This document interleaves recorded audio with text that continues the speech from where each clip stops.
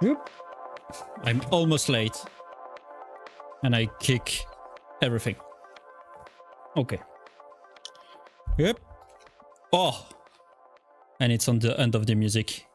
Isn't it perfect?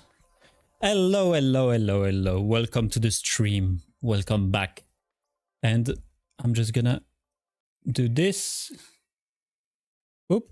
So the music is a bit more quiet. If there is music, because there is nothing for now.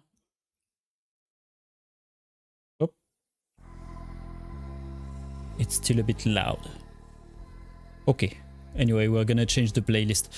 Hello, hello everyone. Welcome to the stream. Welcome back for another Paint live stream. This one is gonna be heavy. I mean, I say Paint, but you will see today that it's gonna be probably something. Whoa. Okay, I changed the setup once again, and so everything is a bit messy. So yeah, I missed the live last week, totally overslept. What did we talk about again last week? I think it was assembly in 3D printing. I mean, there is the recap and the replay on YouTube if you want to inflict that to yourself. If you're, yeah, I mean, it's just 1 hour, so it's okay. Hello everyone. Hello Maki. So today I have a lot of things to show you, and we have a lot on our plate because we have a lot of work. But first, before talking about the main thing, I wanted to show you a little update of what we did on the past live stream, which is this one. Let me show you. Okay, first.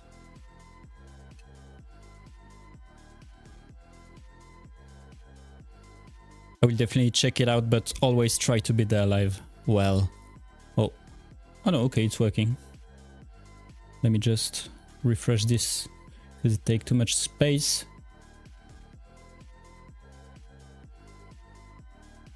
Okay. What did I want to say again? I don't remember. You want to be there at every live? Well, I don't remember what I wanted to say, but basically we talk about assembly and how to assemble your 3D printed parts. 5 methods to do it.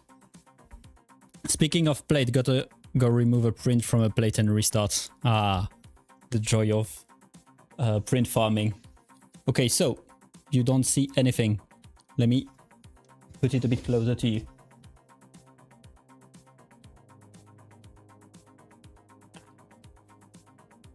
No. If I do this.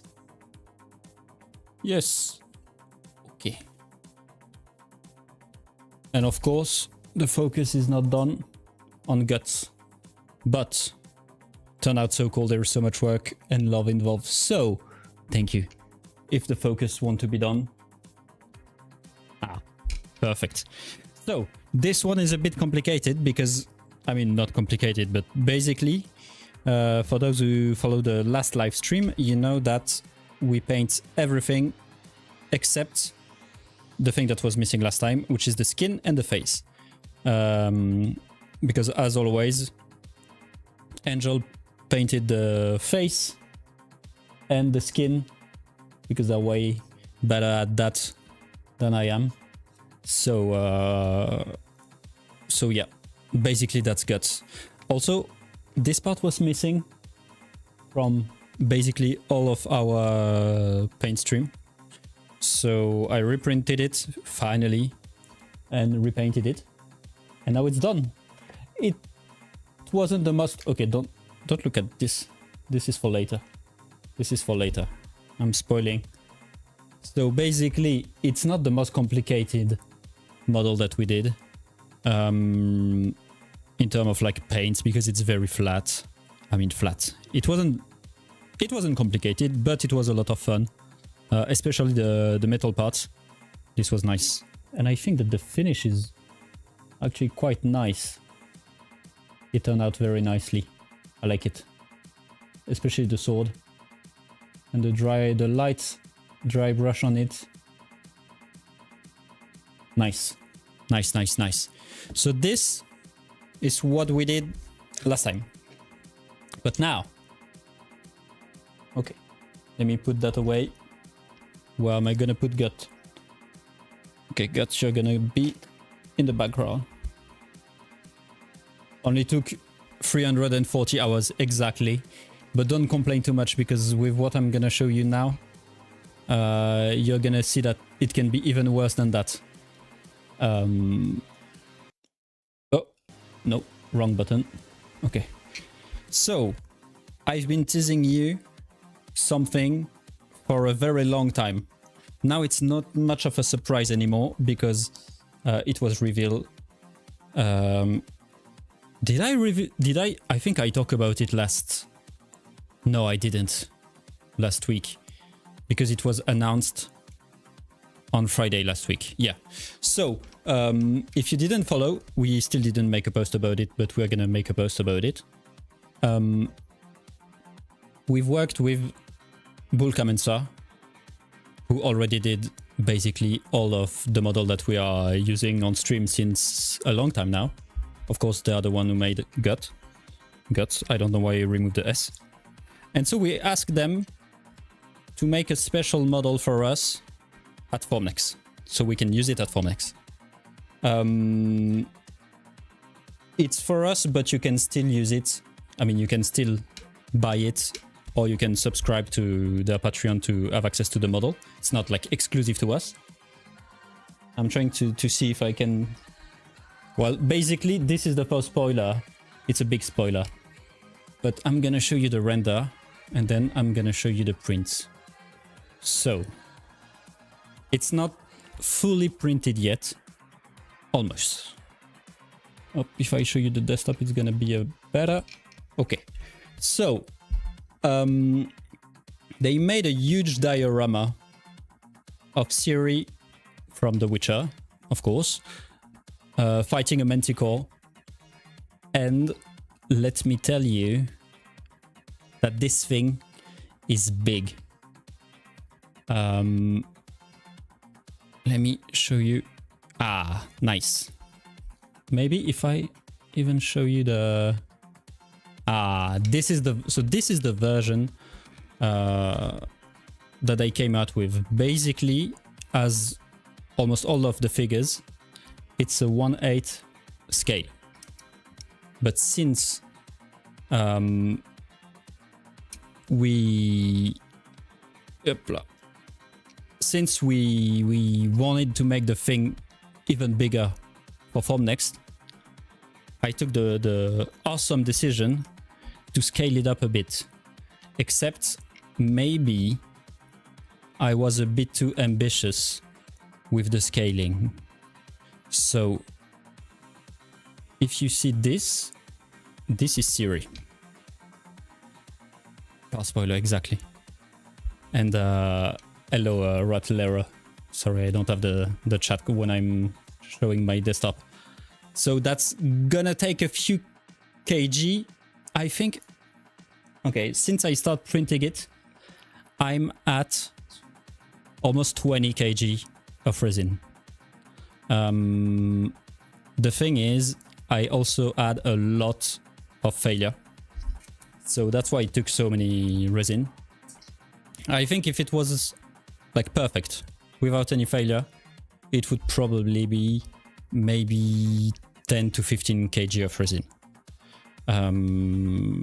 But with all the mistake, yeah, we're gonna be at like maybe 25.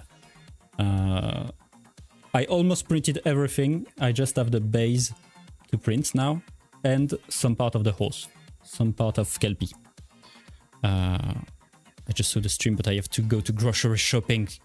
Oh, I have no dinner. Go eat. So this, as you can see, so Angel already started painting it this afternoon. This is Ciri, but it's not 1/8. If I put it next to Guts, who's 1/8, we are a bit bigger because the actual scale of it is 1/5. So when you look at just at Siri, it doesn't look that crazy. Like it's a big figure, but that's okay. But when I'm gonna show you the Manticore, which is the bits that we're gonna paint and that we're gonna work on tonight, we're gonna see that it's a bit bigger, just a tiny bit indeed. So this is the Manticore.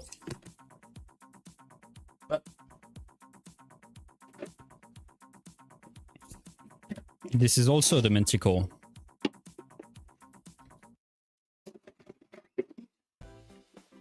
Yep. I'm gonna put her away. I'm gonna show you the detail of her face a bit later. I just want to show you the print. So the Manticore is fully print. That's okay, that's huge, but you still didn't see the whole thing. So this is the Manticore. Wait, yes. Wait. Okay. Of course, there's the face.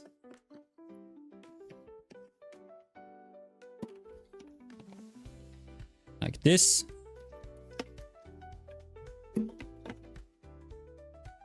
But most importantly, the parts missing from the Manticore are the wings. So,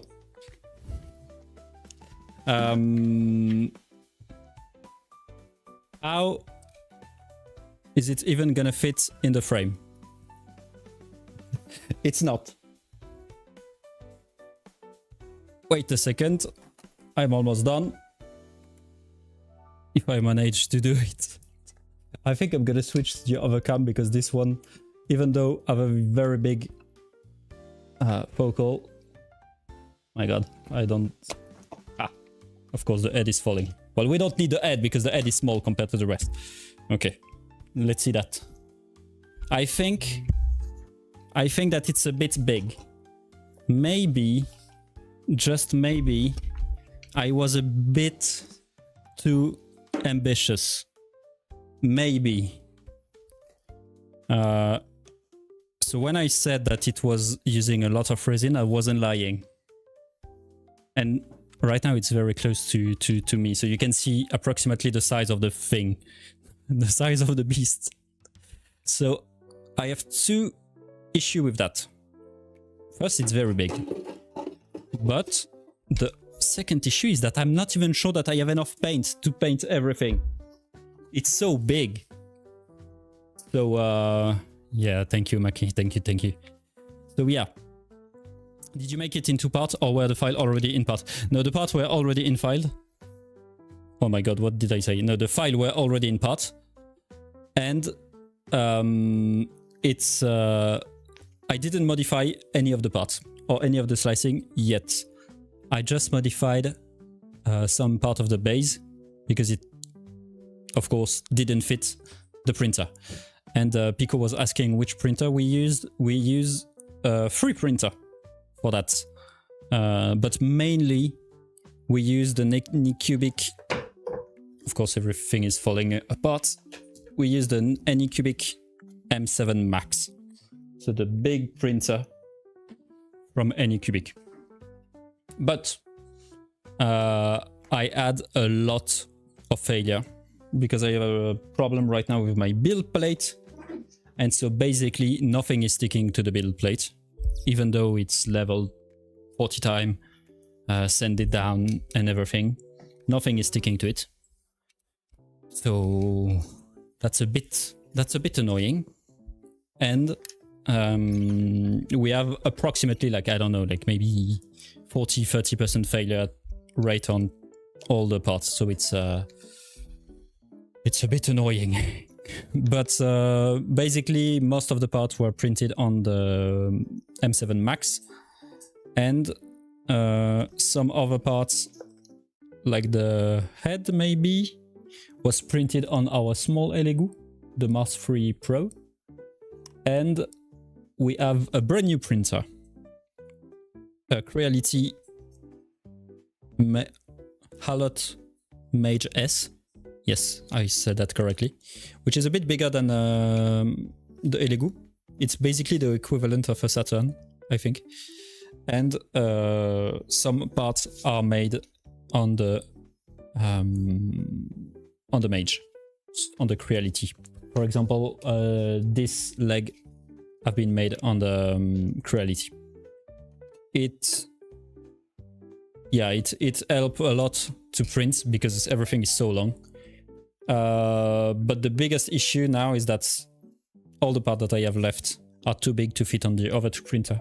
So I still have to use the M7. And since I have a lot of failure, it's a bit annoying. So, and what glue do I use? It's always the same. It's just this. Some cyanoacrylic glue. Of course, the focus is not focusing, but it's just cyanoacrylic glue. And that's it. Nothing very complicated.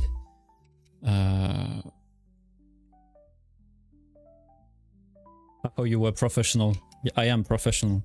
I am a professional, so every failure is actually controlled, and it's actually on purpose. You know, I planned the failure. It was all part of my plan, just to learn and to have a bit of storytelling. Okay, let me just... I'm gonna change the music because, as always, it's a bit boring. I'm gonna put always the same, the OST of Outer Wild, because I finished the DLC recently and I'm addicted. Okay. If I press play, it's better. Okay. And I want... Okay. So, yeah, basically that's it. It's we're not done yet, and it's very complicated. I'm gonna show you. So I printed Kelpie's head today. Where is it? I want to show you.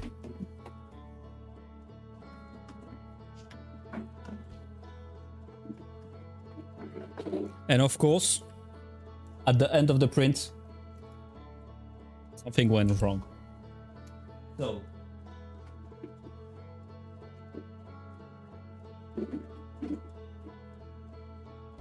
okay, I have a little piece of the nose.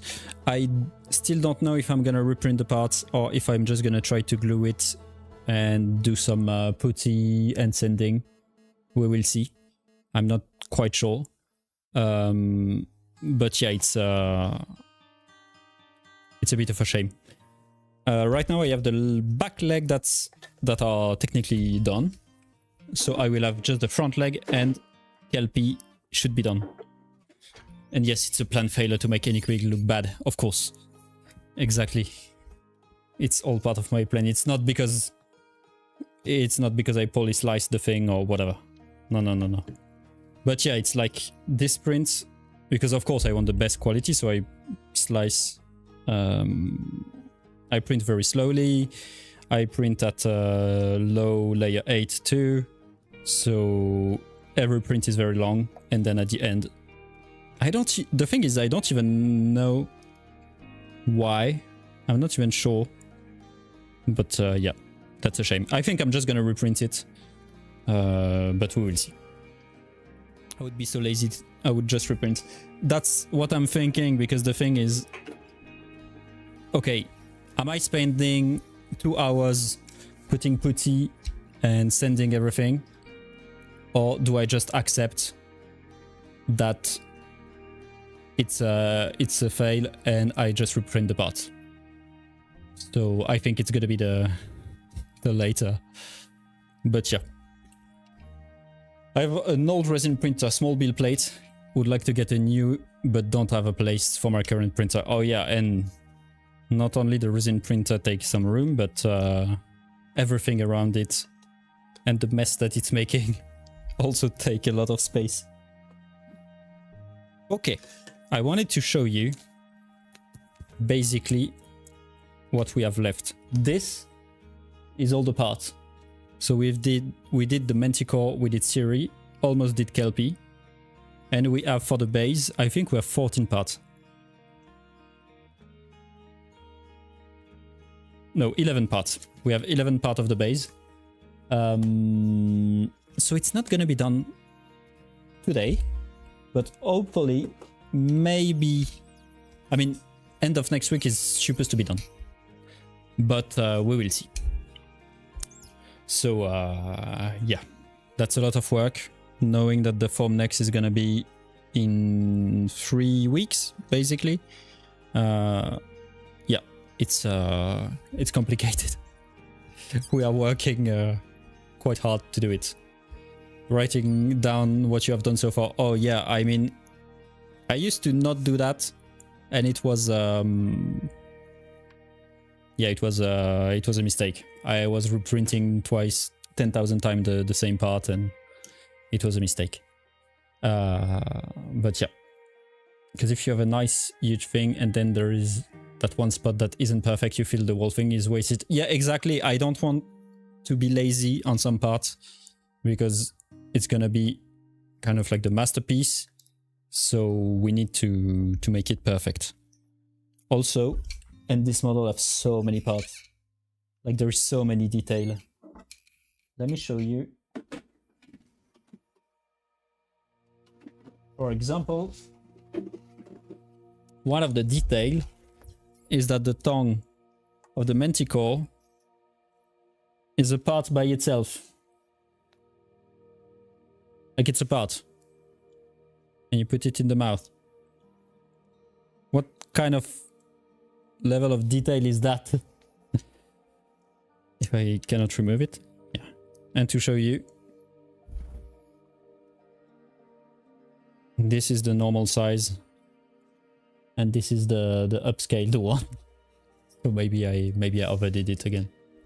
And also Bravery Girl, that's a very, oh my god, what a transition. Because you're saying that Form Next is too expensive. And basically we have some ticket for you. So if you want to come to Form Next, we have some ticket that we can give away to people. So basically what you need to do is you need to slide into our DM to send us your email address if you want to come to Form Next, and we will maybe give you a ticket. I mean, I say maybe, but yeah, we will give you a ticket. You can win a ticket. So just slide in the DM if you want to come to Form Next. Okay. Oh yeah, I also wanted to no excuse. Yeah, exactly. So I'm just gonna show you what Angel did, and then we're gonna start working because I have no time. As always, they did the face. Basically, they're gonna do Siri as a whole, because the level of painting, the painting skills are not the same as mine. Let's say that it's a bit better, just a bit better. So, as you can see, they did the face today. Look at that. Look at this amount of detail.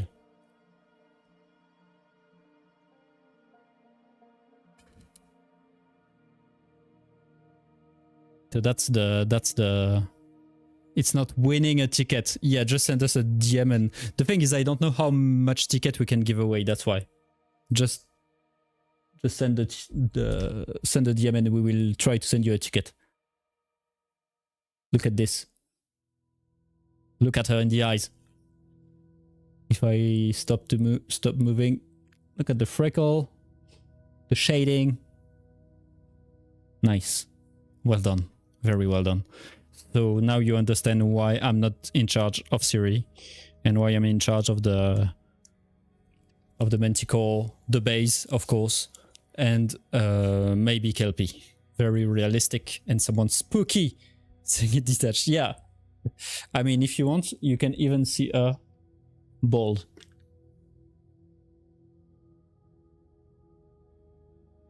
Nice. Very well done. I can't wait to assemble everything.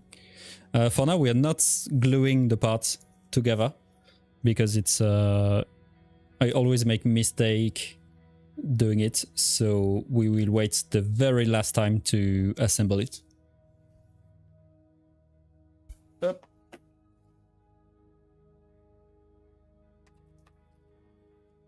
Except for the Manticore, because the Manticore basically, as you can see, there is the front leg and the back leg, and I had some issue with the shrinkage of the resin and some just the fact that since it wasn't sticking to the build plate, there was quite a lot of distortion.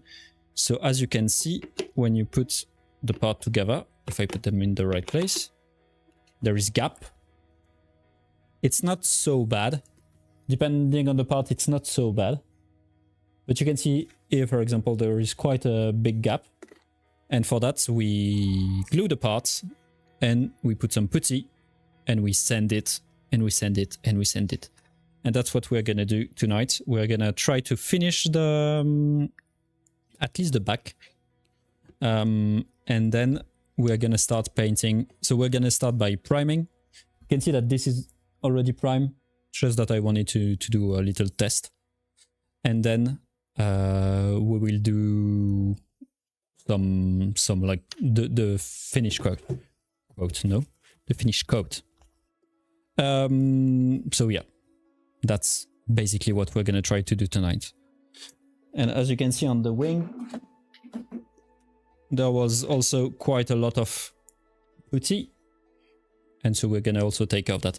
I say quite a lot, but actually what I usually do is that I hit the parts with a heat gun to make them a bit more flexible, and I form them in position to reduce the gap. There is always gap, and since we're using airbrush, the gap is very visible, but at least it's reduced the gap to a maximum, so that's good. I wish I could paint like that. I wish I could too. It's it would be nice.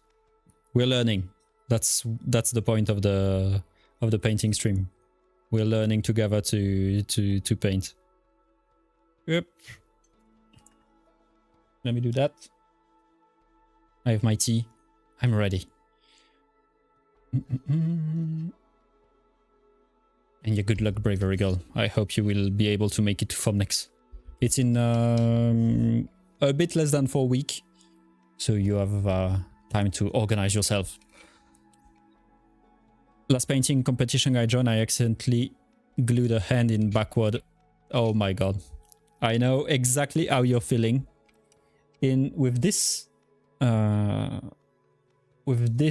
model, oh, you cannot see it. This one. So this one is the diorama of Expedition 33. And basically I glue, I don't remember exactly what it was. I think I glued the head of Verso, I think, except I cannot glue the arm after gluing the head, something like that. So I had to reprint everything because I couldn't fit the part together since one of them was blocking and it was glued, and it was, yeah, it was my bad. I was stupid. Last minute redo the entire arm as a result. At least for me it was just the part printed. It wasn't painted. Like when you spend hours painting, it's frustrating. Okay, so as I said, what we're gonna do is that we're gonna do some putty, and so if we have time, we're gonna prime it. Probably what we're gonna do, since the putty need to dry and need to be sanded, we're gonna apply the putty at some parts. We're gonna glue the front together and apply putty on the front. And since I cannot sand it right away, we're gonna prime the head, and we're gonna try I mean, we're not gonna try.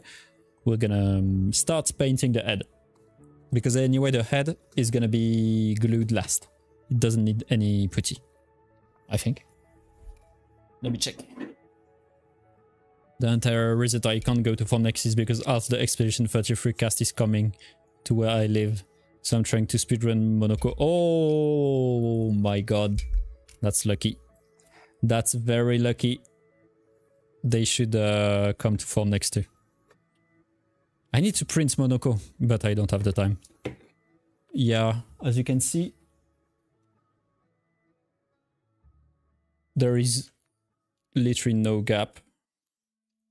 So it's perfect. I say that we're gonna prime it, but no. Okay, we're gonna take a look at the render. But basically, this is gonna be painted as a parts. So yeah, we're not gonna paint the head separated from the rest of the body. Okay, I talk already way too much. So what we're gonna do is that we're gonna take a look at this. So as you can see, I already start. I mean, I say as you can see, but you cannot really see all the details. On camera it looked very good, but on the putty there is some little hole that need to be filled. So that's what we're gonna do. And that looks so good. That really looks so good. The details are crazy.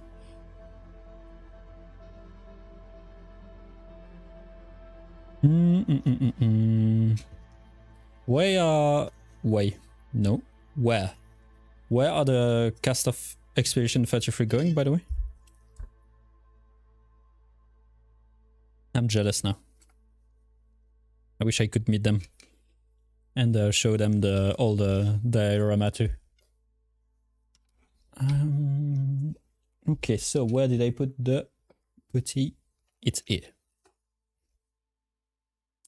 But I think that right now, I mean today, Bullcommencer just released Griffith from Berserk. And since we did Gut, we're gonna... The next one is probably gonna be Griffith. Yep. And I think that if I have the time, in parallel, I'm gonna try to print Monaco. That way we will have the complete diorama. It would be nice. He wrote Dutch Comic Con, Utrecht in Netherlands. Don't say that to Angel. Don't say that to Angel, they will become crazy. If you say that you're going to Utrecht. Spettacolo. That you can say to Angel. Oh, of course the music is turning off. Ah, no. My bad. See? That's exactly what I was saying. I'm gonna try to... The thing is, it's white on white. You cannot see much. Also, I buffed some sanding pad. And it's amazing.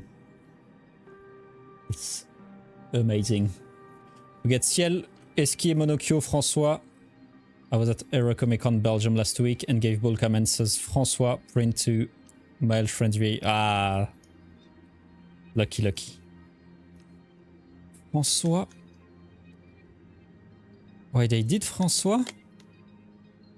I don't even remember. I don't even remember. I know that they did the small version, like the toy version, but I didn't even. Did they make like a real big version of François?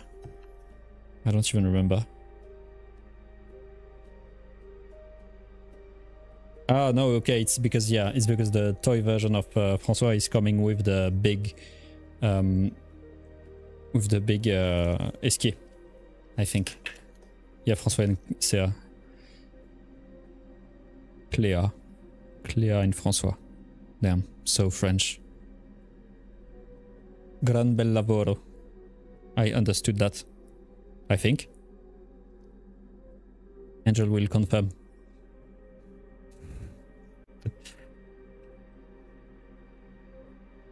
But yeah, it's a lot of work, but it's gorgeous.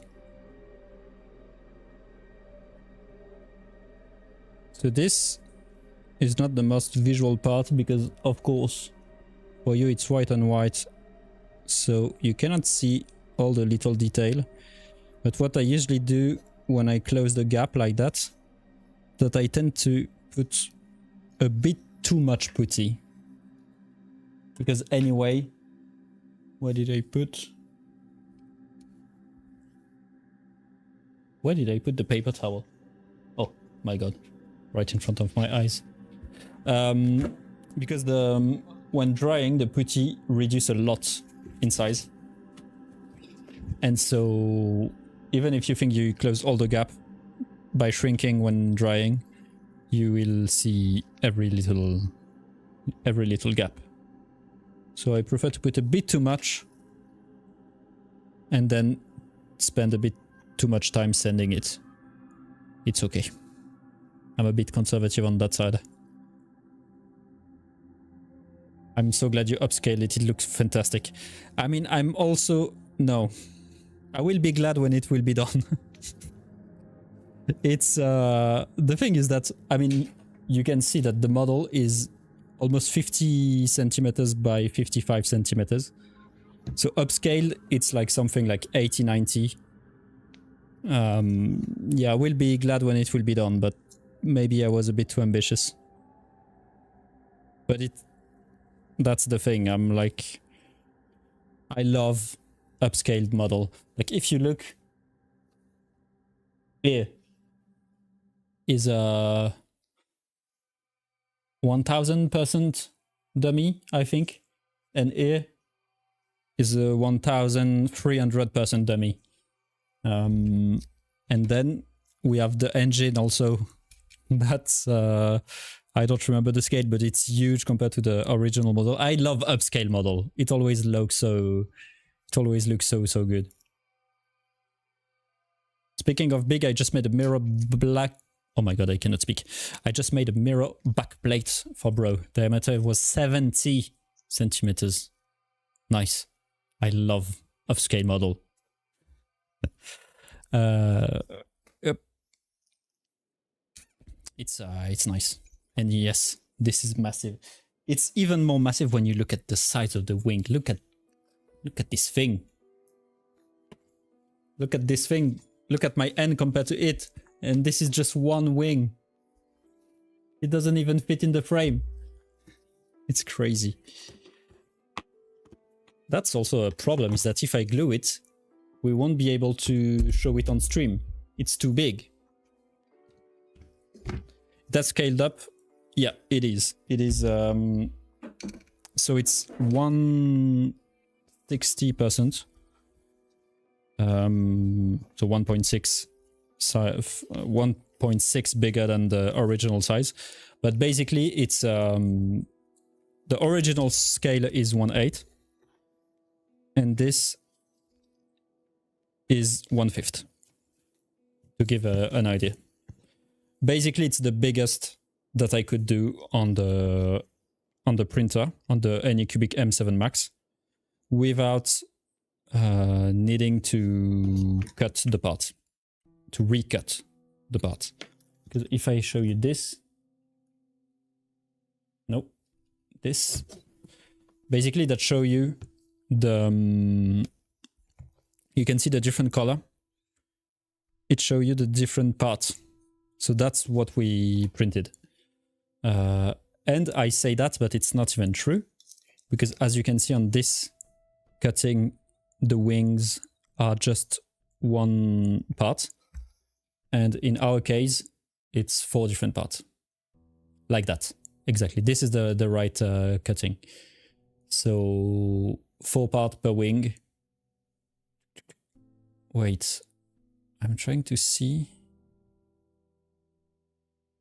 Oh yeah, no, okay. This the purple is these two attached. And okay, and the green is this to attach. Okay, I was a bit confused. But yeah, it's very big.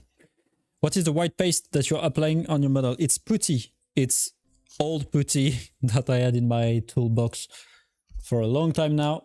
It's Tamiya putty. It doesn't want to focus. Tamiya putty white. I don't have much putty left, but it should be enough. So basically I'm just applying the putty to close all the gap, and when it will be dry, we will sand it so the model look like it's one single part, because with the airbrush we can see all the little mistake, all the little problem of the print, and so it's very important to close even, for example, the hole of the supports. Sometimes supports leave some hole. I don't know if you would be able to see, because of course the focus is not on. No, but there is some hole on the skin that are left from the support removal, so we need to fill this and then remove every little hole, basically. I have it downloaded, but haven't dared looking at it yet. I mean, if you print it at the normal size, 1/8, it's still gonna be big. But it's gonna be a bit easier. Technically, I don't know if you will be able to print it on a very small, like Mars, for example.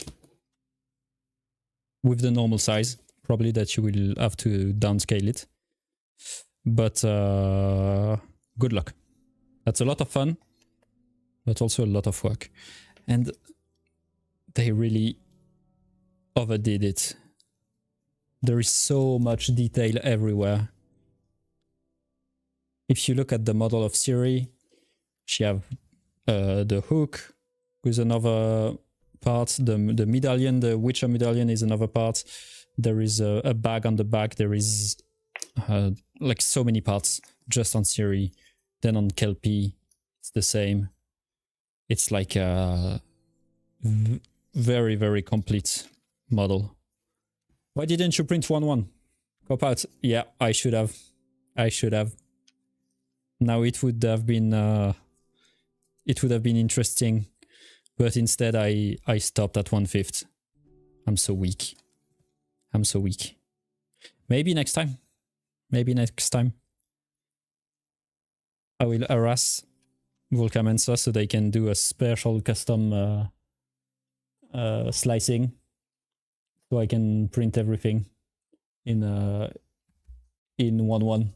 That will be perfect, and I'm sure they will be very, very happy. I have a Saturn, so I should be okay. Just need more resin and time. Yeah, a lot of resin.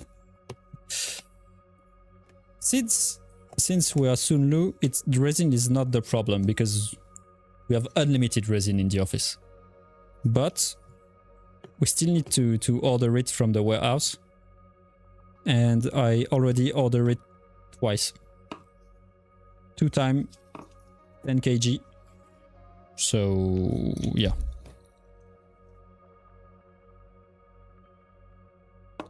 It's quite the big model.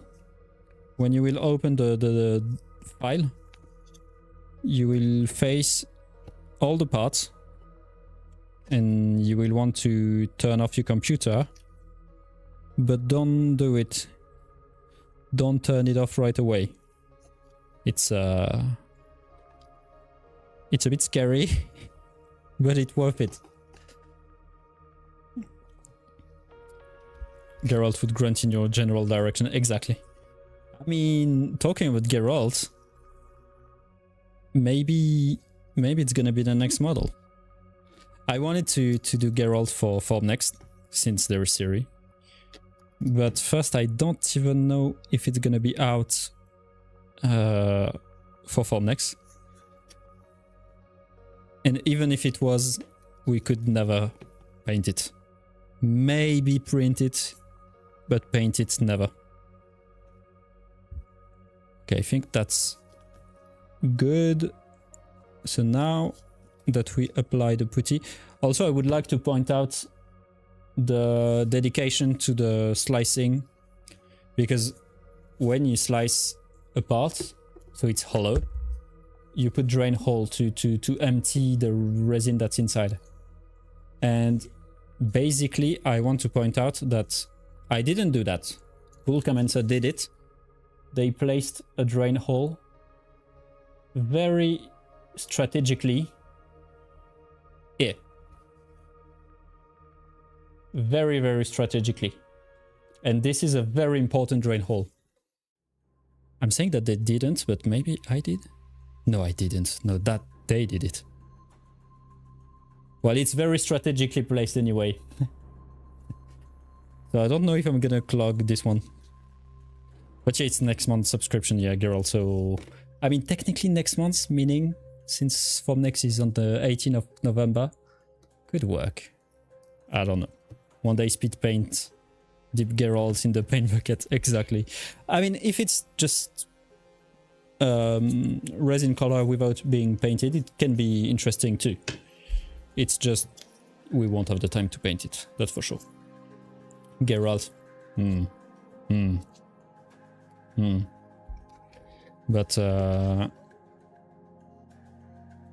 maybe if Angel is motivated, we could paint Geralt speed paint. No. Oh yeah, this. Yeah, because we're gonna glue. Okay, first let's look at the render once again, because the render is what we're gonna use as a guide to paint everything.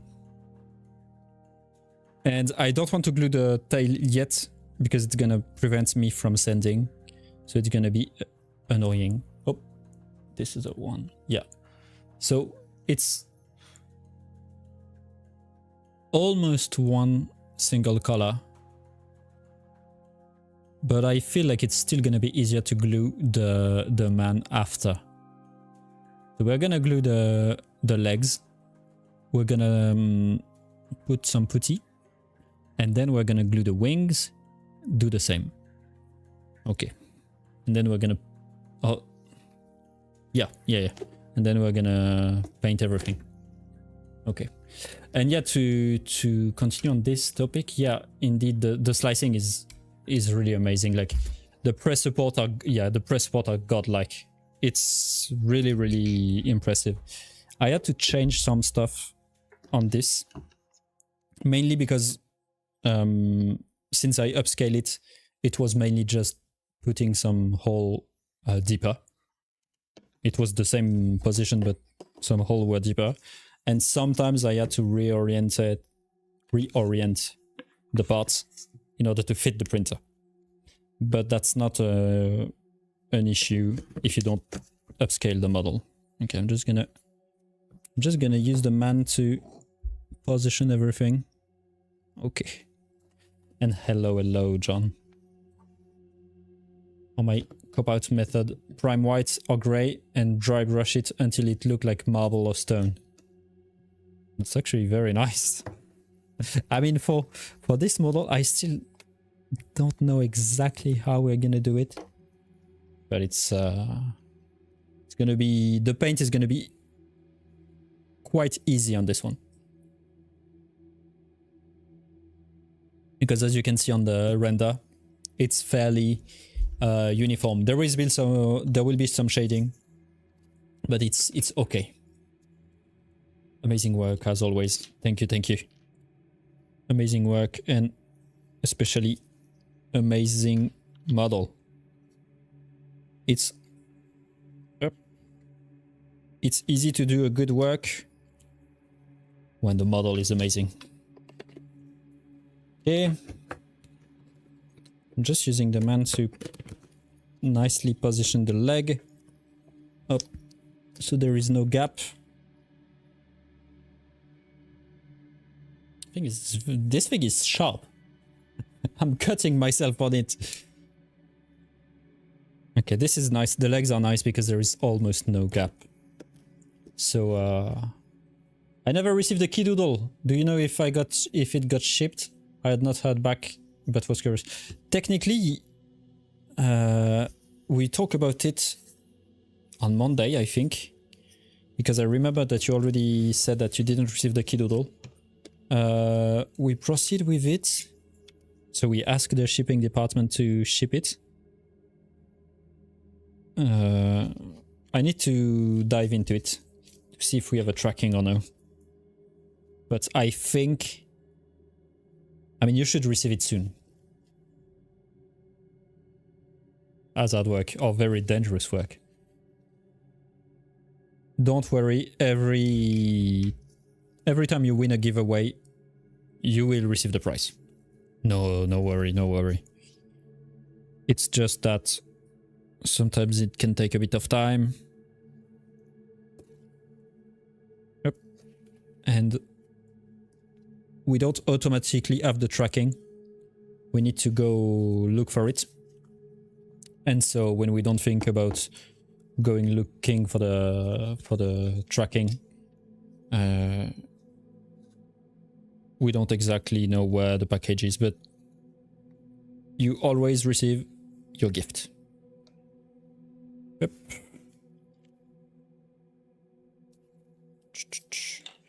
Profit arrive. Yeah, I mean, you had to wait a long time.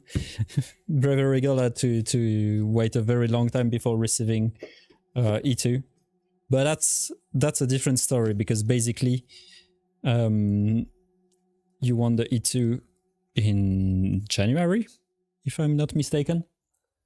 And so it was shipped very lately. So that's, yeah, that's a bit of the unique case. It shouldn't be that long every time. It's just a one-time thing. Because it was a new product. It was shipped from China. So it can take some time. The key doodle, technically, it's on stock. So I don't remember in which country you are, but it's on the way. I know that. And hello, Gurkem. Good thing take time. Exactly. The E2 is a good thing. Okay. This one have a bit more gap. USA. Yeah, so that's for sure on stock.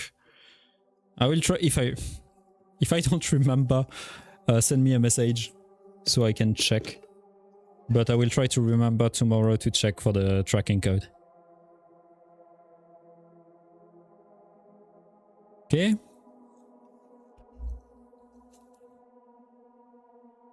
Technically, when we do giveaway, we contact you to receive your address so we can ship it. And then we proceed with the shipping when we... So if we do the giveaway on Wednesday, for example, we usually... The time for us to gather the address. If it's quick, we proceed with the shipping on the first day, the next day. Otherwise, it can be a bit longer, depending. But it's usually like Friday. And so we send all the information to the shipping department. And then the shipping department proceed with the shipping on like Monday, maybe. And then... then you receive it in the week. But for the key doodle, I don't know. For the key doodle, because I think it was on stock on top of that. So I don't know. Angel is here somewhere.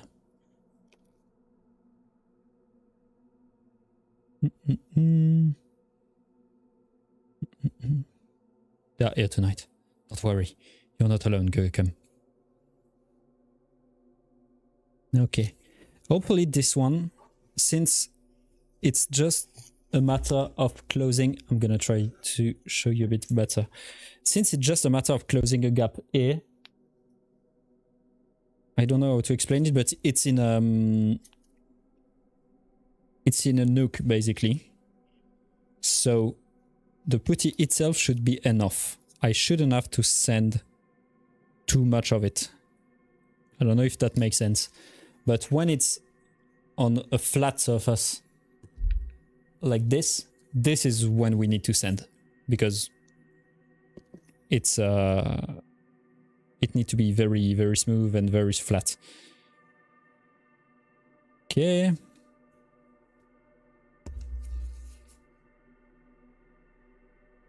And this thing is so big. I need a new desk. I need a big desk.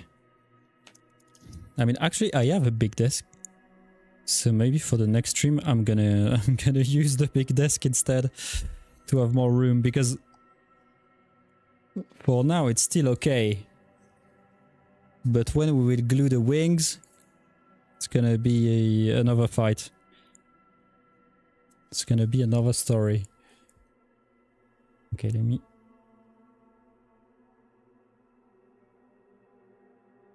Yep.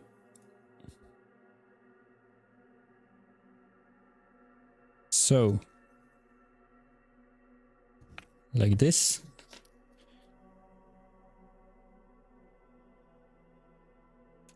I also saw that some people are using the glue as a thinner for the putty, and maybe I'm gonna try to do this, because here it's very tight, and so I cannot easily reach it. Nicolas, will you be there in next month? I mean, Form Next. Yes, we will be at Form Next, and we will stream from the booth. I'm still trying. I mean, I said I'm still trying. I'm not working on it, actually. I need to work on it. I will try. I can't promise anything, but I will try to make an IRL live, meaning I'm gonna try to make a live inside Form Next, like what do I mean, how can I say it, like walking across Form Next. Yep, we can go together. Well, we will be waiting for you then. We'll be strongly waiting for you. That doesn't make much sense to say that, but we'll be waiting for you. Okay, this is done. Now we'll be waiting. And hello, Pezliz. I don't know if I already welcomed you, but welcome back. Is there giveaway? Yes, of course. There is giveaway. There is... I mean, I won't spoil too much. I don't know what I'm allowed to say or no, so I won't say anything. Otherwise, I'm gonna get called. But there is some surprise at Form Next, so you should all come. If you can, of course. And as we said at the beginning of the stream, if you want, we can even give you tickets. Free entries. And we love free stuff. Yep. So you just need to send us a DM. I want to be there, of course, for you guys. Thank you, thank you. You will see everybody.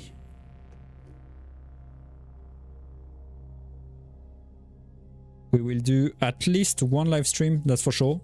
Maybe two.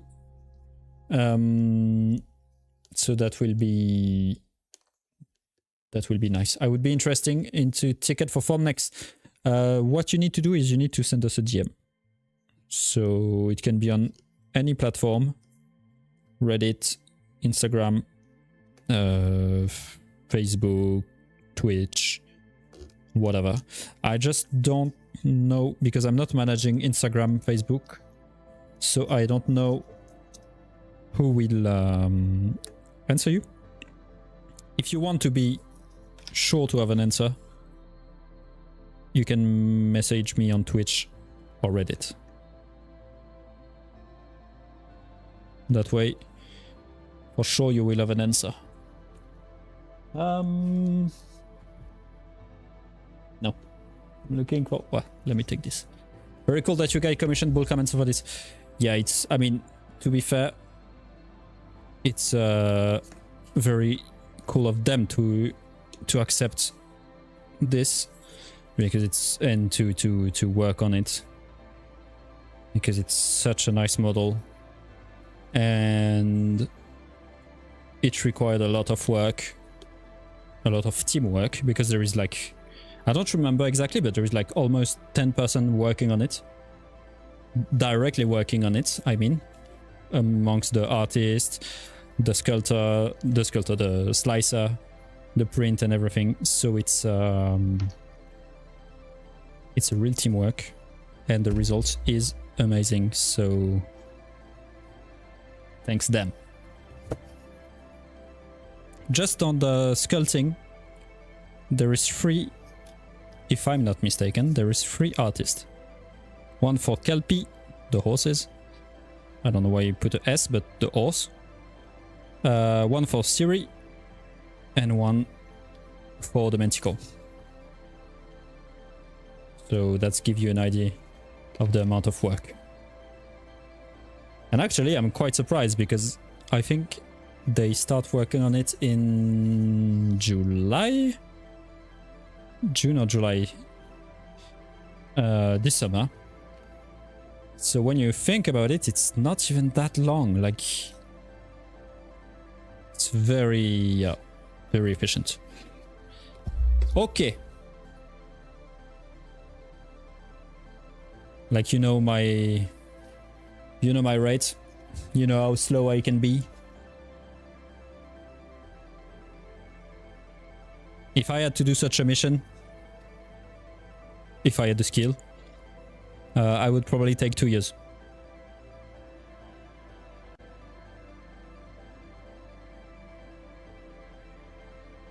Okay.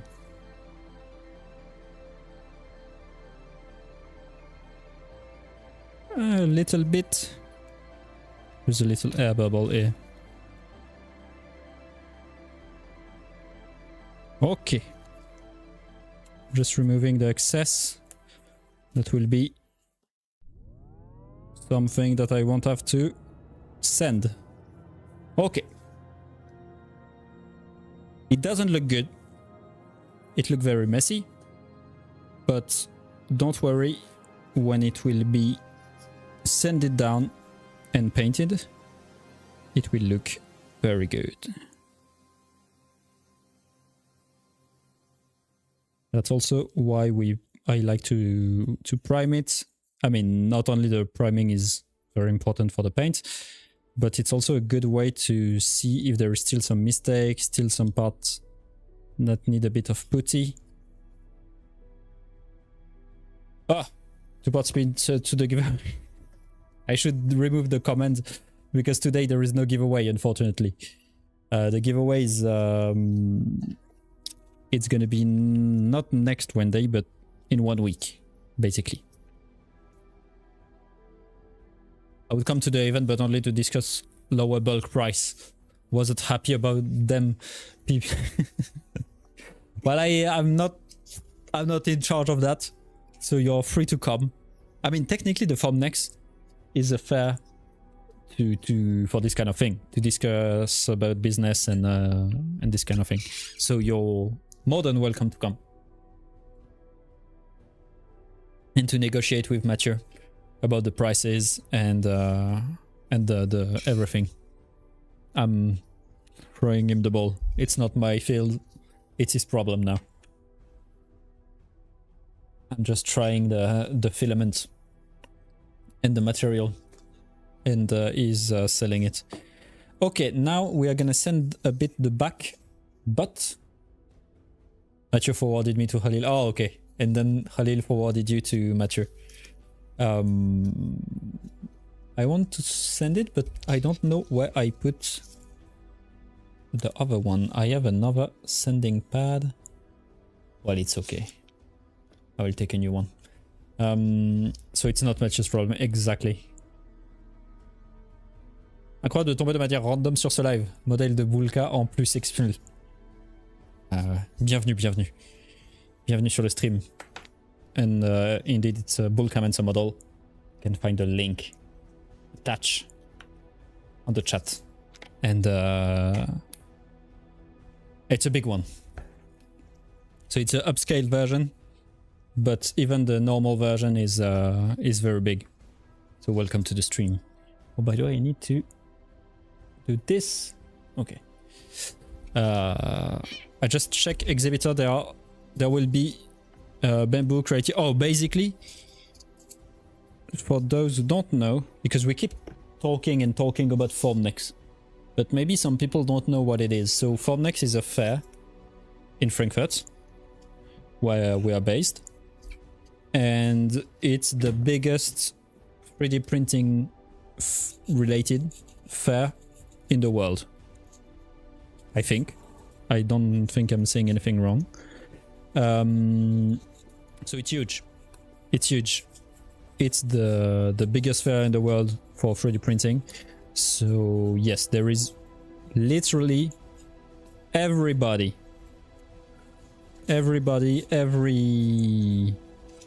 printer brand from Bamboo, Prusa, Creality, Anycubic, Elegoo, and then some even the smaller one, even the more niche one.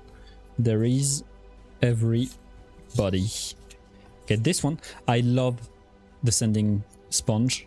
It's so nice. And the only issue is that I took a new one and it's a bit too rough. Okay. But I think I will just make a normal order next month, maybe 100 roll, depending on what answer I get on one product.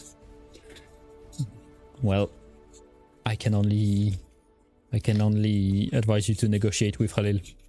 I don't have any power on it. I don't even know what's the price of the bulk.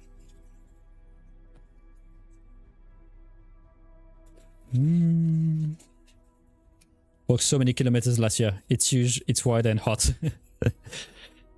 Yeah, it's on almost several building. No, it's huge. It's very big. There is everybody, so it's always interesting. That's why it's nice to go on several days, because in just one day you usually cannot do everything. So even more if you stop at every booth to talk about the people, get some free sample. It's for 3D printing what the KFA is for injection molding. I don't know what the KFA is, but I believe you. And it's 3D printing in general. So so every technique. Those kind of seminar event fair are amazing, where you get to see practically everyone under one roof. Yeah, exactly. And it's several purposes, but one of the purposes is to connect with customers for brand. So that's also, if you have like a print farm, for example, it's nice to make some new contract for material. But okay, I'm still gonna take this one. Injection molding is so it's a different technique. It's a different field. KFA is world #1 trade fair for the plastic and rubber industry in Düsseldorf. I guess that's also way more professional, because clearly it's not advertised towards DIY and hobbyist. While 3D printing, even if you're not a professional, you can still come to Formnext, because it's still very interesting to see the more consumer brand like Bamboo and Prusa. So it's still very, very interesting. And I wanted to say something I forgot. Yes. Basically, I was saying it's everything related to 3D printing, meaning that yes, there is of course FDM, because it's the main thing, but there is of course, resin printing. And there is all kind of different technique. There is metal printer. There is different additive manufacturing thingy. I got this one. I've put a bit too much putty. I cannot reach. Ah. I'm here.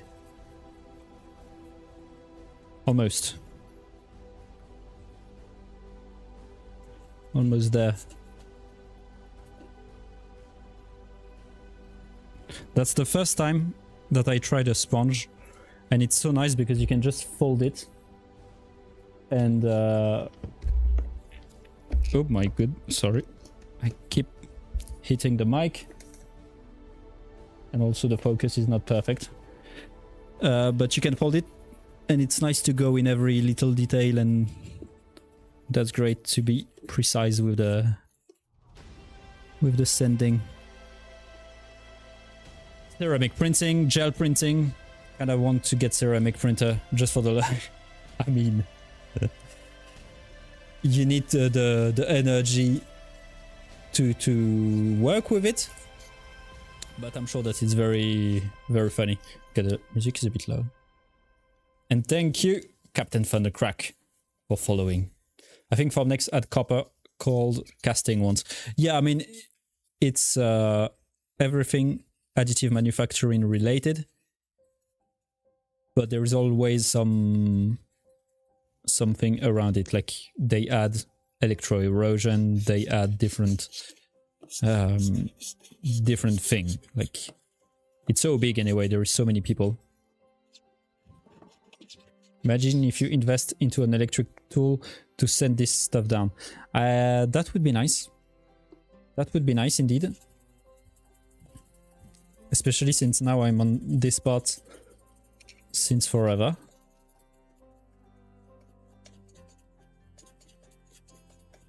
Hey, I already invested in a sanding pad. It's already amazing. I need to reach. I don't know why I cannot reach it.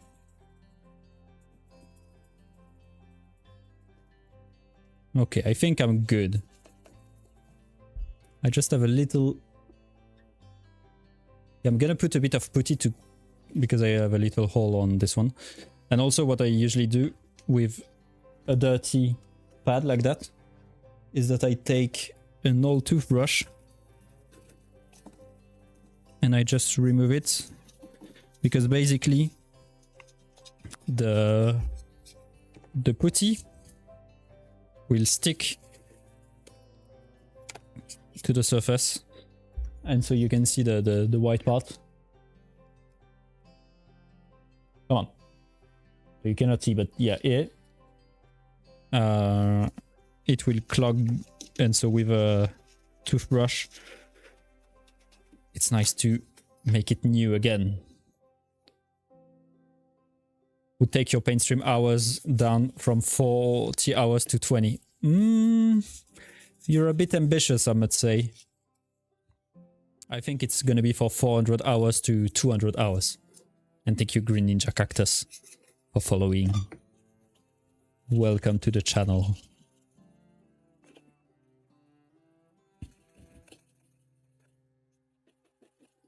Okay.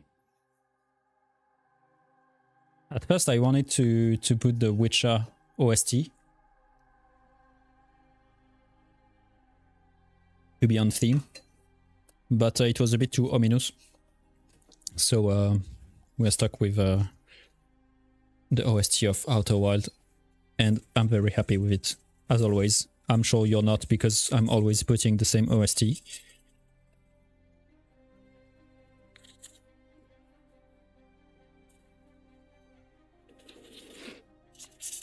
Okay. Like this. Good.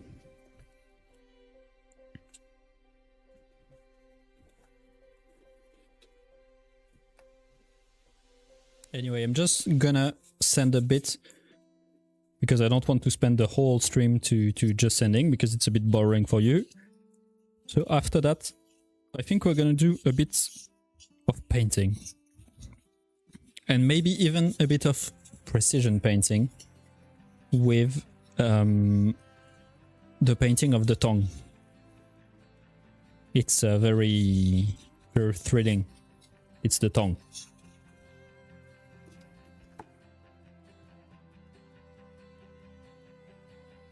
Just to change a bit from everything that we're doing.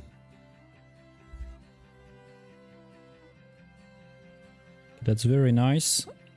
This is smooth.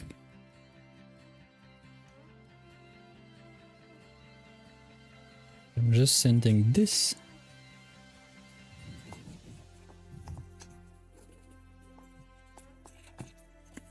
Also, we didn't receive it yet, but maybe we're gonna have it for Formnext. We ask our Chinese team who's coming to Formnext with us. You can finish it in 3 hours, I believe. Oof. That's because it's the first time on the stream that you say that. You don't you trust me too much. I need to speed up. I really need to speed up. I'm always talking too much, and I'm always very slow in what I'm doing.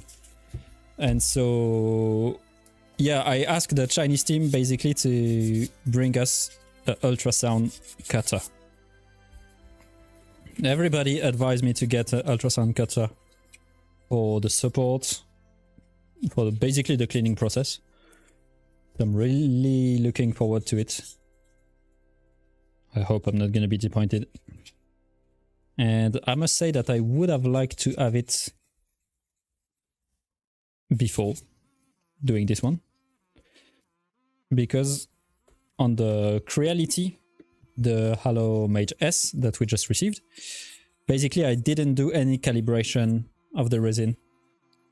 So I just reused the same setting as I always use for the Anycubic, and it's not working very nicely because it's not the same printer. And I have quite a lot of issue with the supports not sticking to the model. So I tend to make the support very strong, which is nice because the model old. But it's not nice because that means that there is way more leftovers on the model. And that require more work of sanding, of putty, of everything. And on the Anycubic, for example, I have issue with the build plate, but at least the supports are really on point. They are very easy to remove. They don't leave a single thing on the model, and they are very sticky. So I never have any parts that fall out of the build plate, for example, which is nice.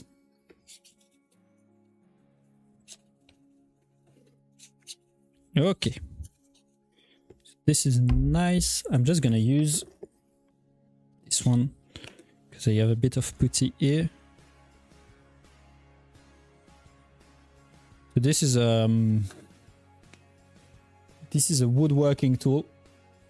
A little, what's the name again? I don't remember. And I usually use it to scrape some stuff. Usually to scrape the leftovers support. It's very blunt. It's not sharp. So I just want a light scratch, especially for the leftovers putty. Okay.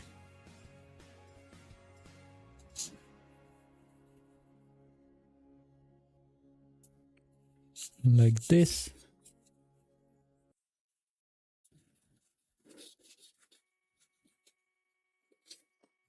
just put resin back into my VAT so I could finish printing Monaco. Turned out I apparently had a little resin on the M7 cover, so it melted the plastic and fused to the printer. Oops.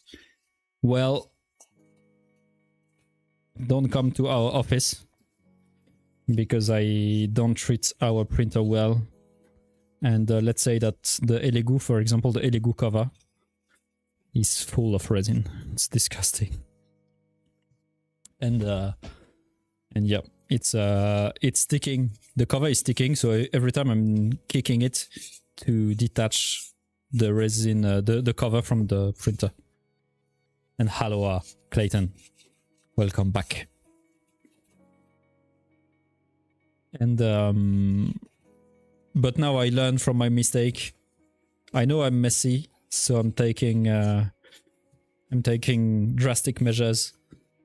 And on the new printer, on the new Creality, I did a full cover of the... I mean, I left all the plastic cover of the... I mean, on the cover, basically. The cover of the cover. Yep. And on top of that, I protected the screen. I protected everything around the VAT too. It's there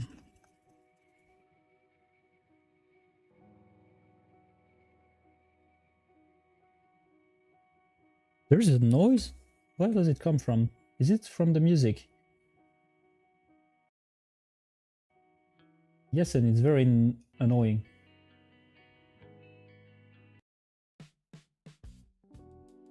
Okay, like this. That's unrelatable. Yeah, it's... I mean, resin is so messy. I only protect the screen. I like to live dangerously. Basically, I learned from my mistake. On the Anycubic... Hopla. Wait. Just trying to reach this part. On the Anycubic, I went one morning to check the printer.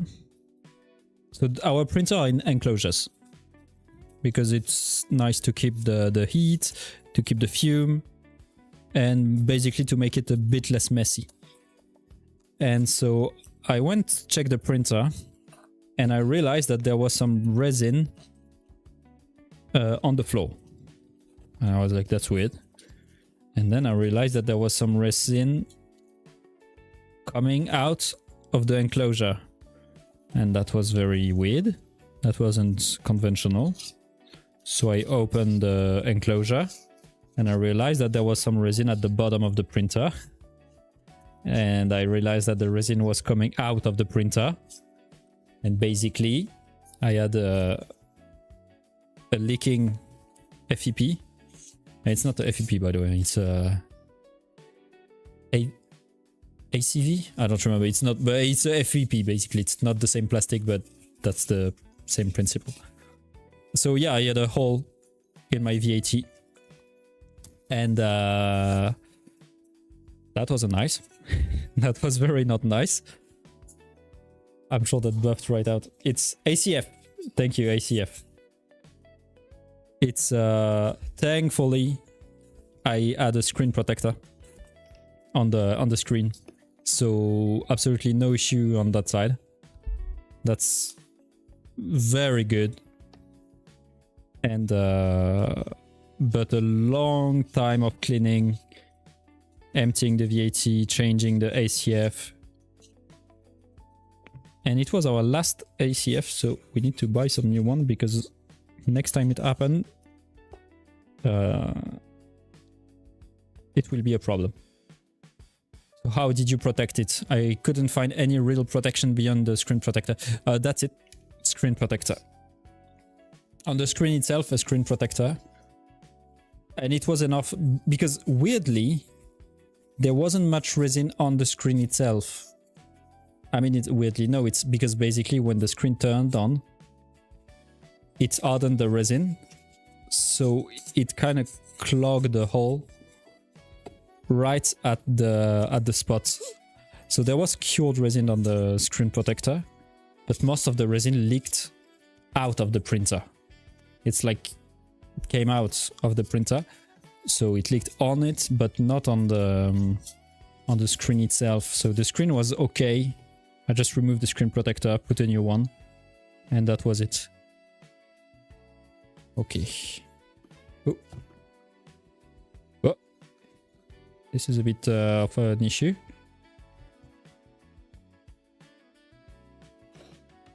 Basically, if I move this too much, there's a gap here that creates.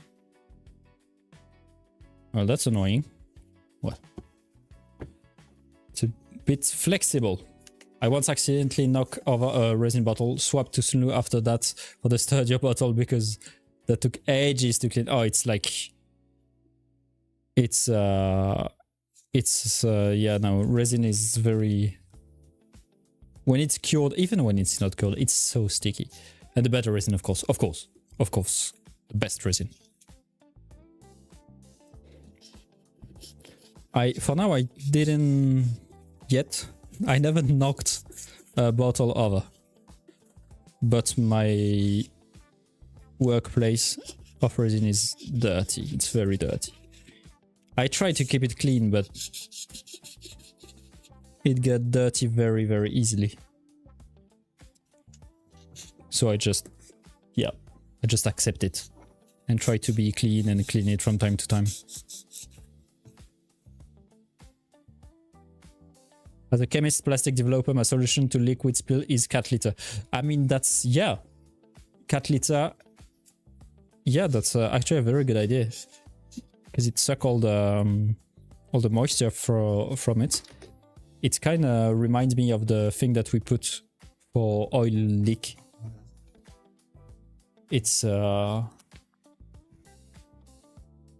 the powder that we put when there is an oil leak to prevent the oil from making the surface slippery. They sell printer in fair. Yeah, I mean, there is printer seller like Bamboo, Pusha, and but I doubt that you can go buy a printer and live with your printer.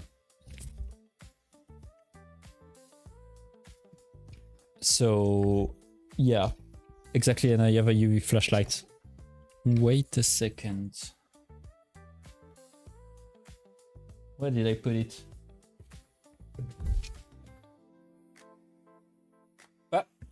Ah. Nice. UV flashlight. Always useful. I don't know why it's A. It's not supposed to be A. It's supposed to be in the print room, but yeah. Always useful. So now, Gurkham, I mean, maybe at the end of the fair. Sometimes at the really end of the fair, you can go on booth to negotiate to buy the exposition printer, but it's really not a guarantee. It really depends on the person on the booth and on if they need it or no.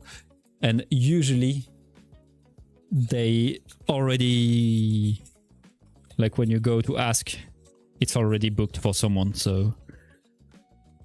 But you can try. They do sell show model, yeah. Or they give it. Oh, I mean, the printed model, not the printer. Okay, like this.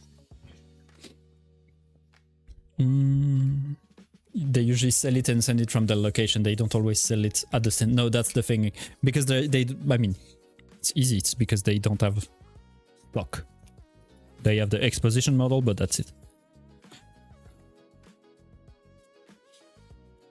But yeah, just to come back quickly on the resin spill, basically what I did for the to protect the work surface is that I have, well, first the table is wrapped in plastic, and then on top of the plastic is a thick cardboard, because the cardboard is nice because it's actually quite waterproof, so the resin will stay on the cardboard, we'll infuse a bit in it, and then it will harden.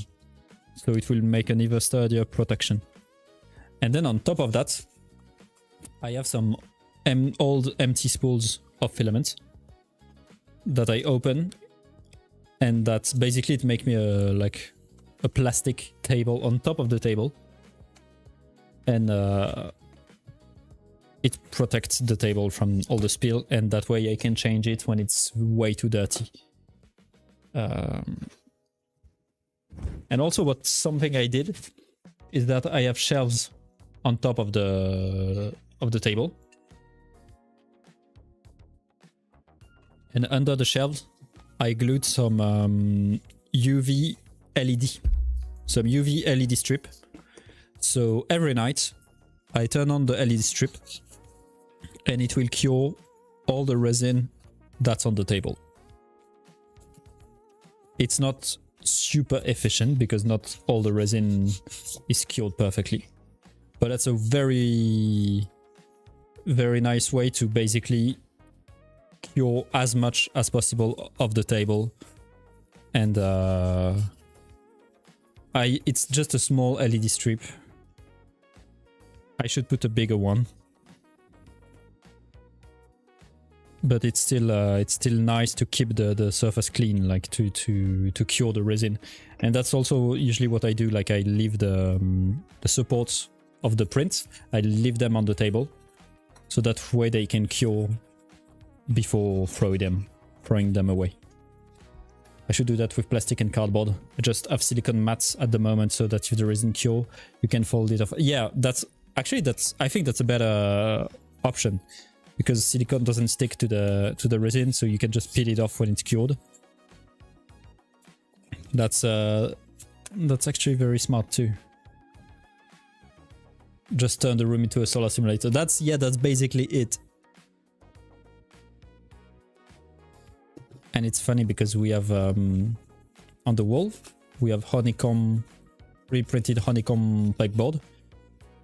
It's a very famous model from Printable, and it's printed in white, and the white reacts to the UV, so it's kind of like fluorescent at night. It looked good. Okay. Well, I think we're good here.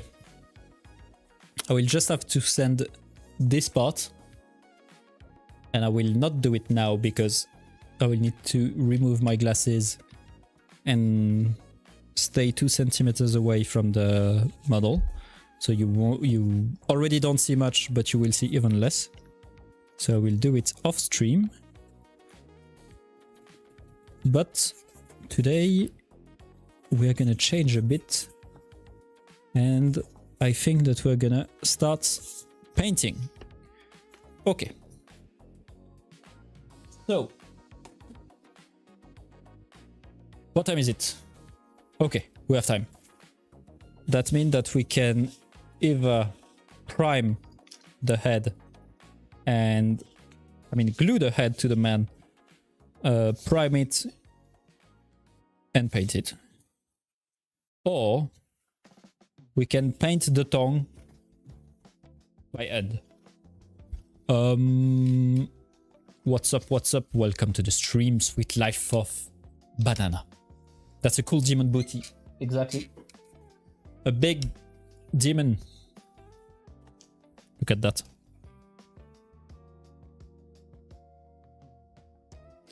I'm never getting tired of showing it off.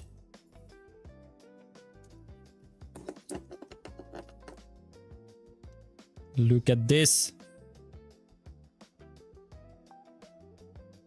Of course it is. Of course it's here. And so the tail is somewhere. The tail is here.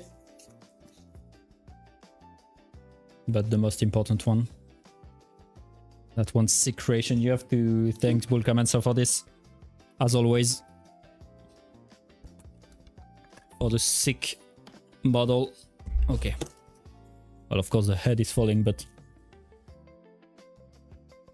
I have a hard time holding it in one hand. Look at the size of this thing. And there is 2 wings like that.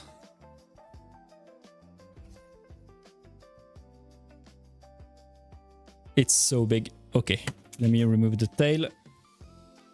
Put the second one. I will never get tired of showing off how big this thing is. Okay.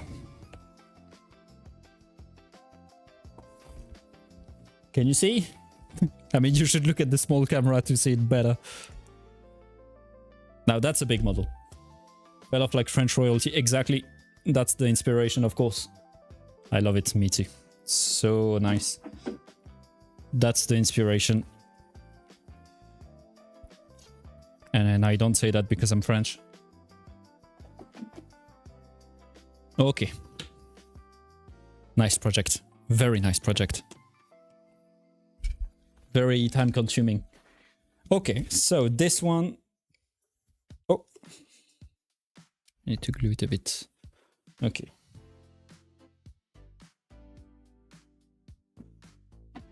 This one stay here, this one too. Getting the tongue. Can we print it bigger?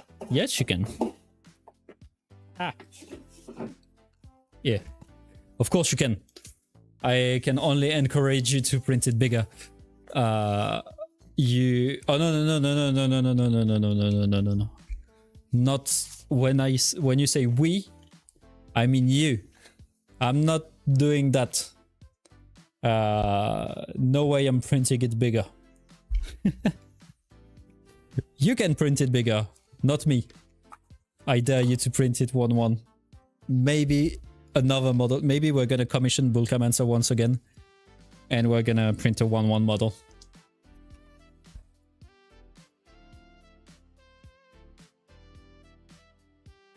The French redeemed themselves with Clair Obscur. That's it? Not before that? Ah, you're a bit hard. But yeah, it's a good redemption, I think. Already crazy for doing it 1-5. Don't make him do something crazier. Don't tempt me. No, to be fair, it's like already 1-5 was a mistake. To be fully transparent, it's a mistake. Okay, yeah. I'm Dutch. I have to be hard on French. I feel like you can say every nationality and the sentence will still work. Maybe not Belgium. You can say I'm British, I'm Spanish, I'm German, every nationality would work. What if printed in SUNLU filaments I can and send it to you? I mean, why not? If it's 1-1. The 1-1 of this model wouldn't make any sense because the Manticore would literally take the whole room. But FG Max with 600 millimeters, just saying, my god. But that's true. We have the M7, which is one of the biggest printer, and the build plate is already very small compared to another FDM printer. But at least the quality. Can you reach that with a FDM printer? And don't answer yes, because I know that you can technically. But yeah. Okay, so the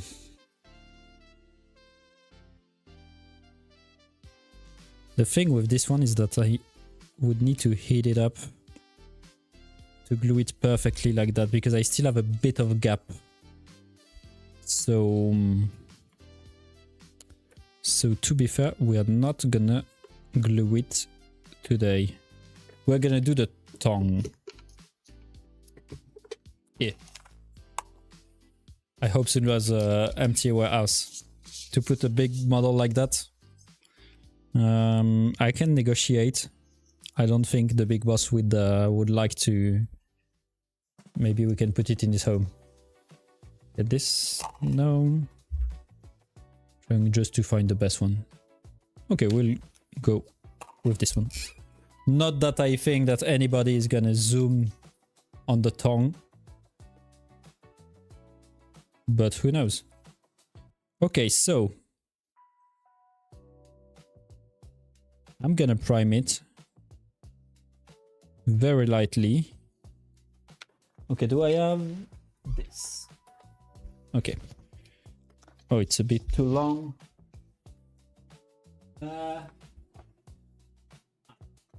Here. This. Look at that.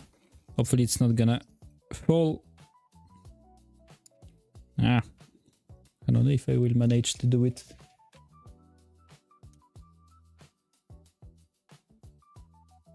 So basically what I want to do is holding it by the support A. No, it's not holding. Okay, we're gonna put it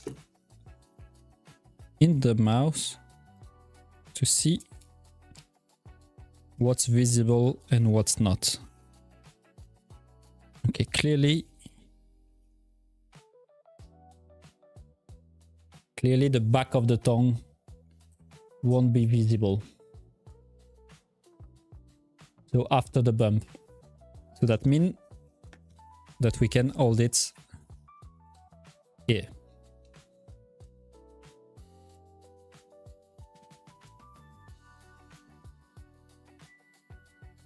Okay. We can hold it here and it won't show. So what I do to hold the part is that I take a bit of Velcro, I wrap it around the tweezer like that, and so that way when I come and I just it's a bit loose. I'm gonna tighten it a bit, like that. Thank you for following Tomball Gaming and welcome back. Welcome back. Damn, I cannot speak anymore. Welcome back, Skegzy. Welcome to the stream. Bonjour, bonjour. Bienvenue. Okay, if I don't send it away, it's gonna work better. So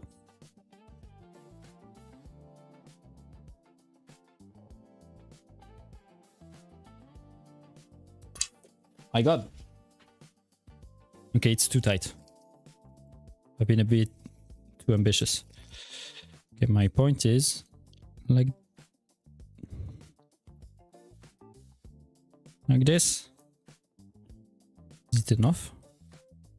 Okay, it should be enough. Okay, so as I was saying, we hold it like this, and that's it. And that way it's all by itself. Good. Now, if I want, I can push it even more by taking a stick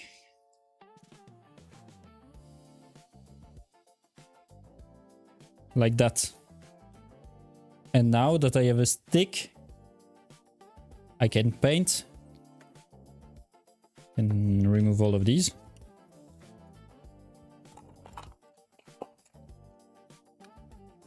And I can put the stick here. Awesome. Nice.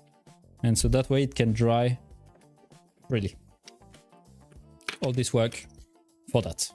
Isn't it amazing? Okay, so the tongue. I mean, it's the tongue, so it's gonna be red. The question is, do we want to make the mouth bloody? The answer is, I don't know. It's kind of like pushing it a bit. Let me just Google something.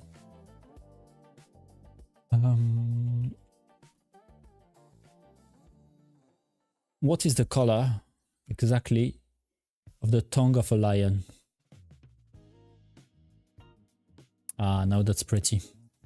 Look at my history. Look at the research that I'm making. Isn't it so nice? New wallpaper. Okay, so it's really pink. This is awful to see. Okay, it's yeah, it's really pink. Gonna be cute. That's what we're gonna use.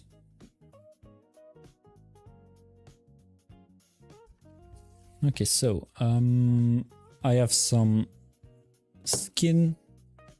No, I mean, how do you make pink? You take red and white.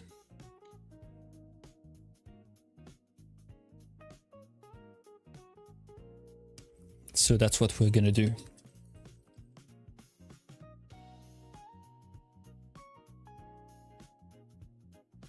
Up.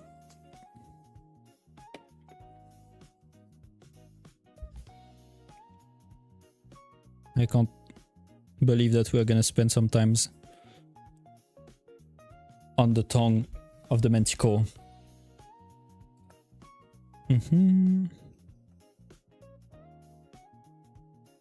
Oh, look at this pink. Isn't it amazing? Wait. I don't see my own screen. Yes.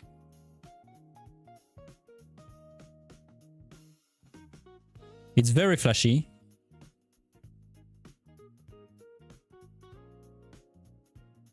I printed several things to mount thing floating as well, but not for painting, but for 3D scanning. Oh, that's nice. I barely did 3D scanning. I did a bit of it. But yeah, to all the parts standing while you scan. I mean, that's often something that I say.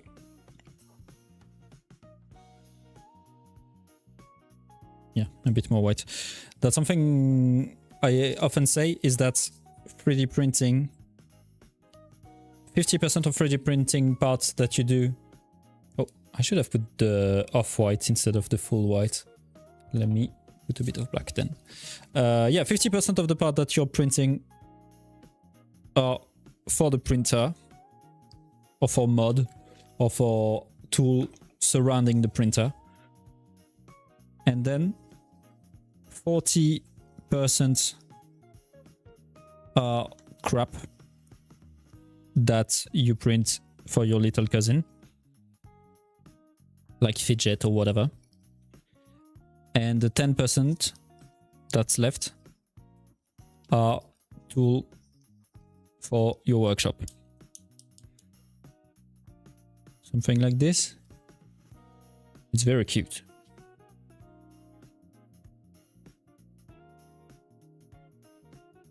Still a bit...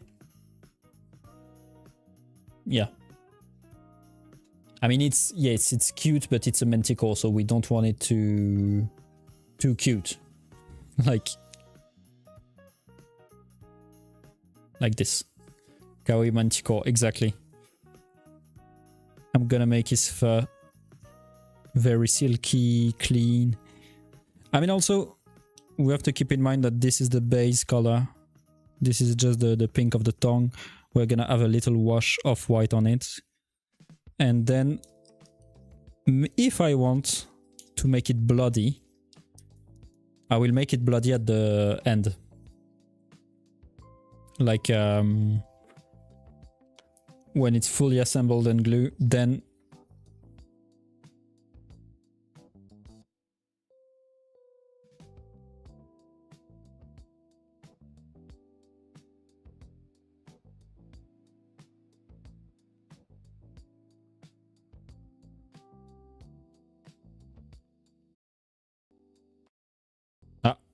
okay. I was out for a second. I don't know why. The mic just decided to give up. Interesting thought to make it hot pink. Yep. That's a good idea actually. I'm sure it will look very good. Maybe the next one. Maybe the next one. I'm too scared for this one. And with the work that Angel did on Siri, I cannot miss. But you see the state of my painting skill. Angel is taking care of Siri. And on my side, I'm taking care of painting the tongue. Okay, I must say, my idea of making it pink was maybe not the best. Because it's very pink.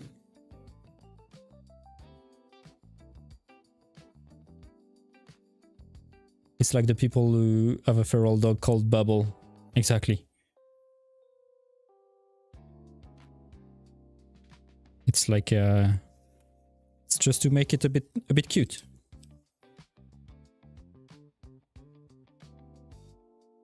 That's bubblegum pink indeed, but it's just the first layer, don't worry. Trust the process. Also, talking about trusting the process, I can do this. Okay. And then I can work here. So you can see a bit better. I mean, it's a small part, so I'm not worrying. I know.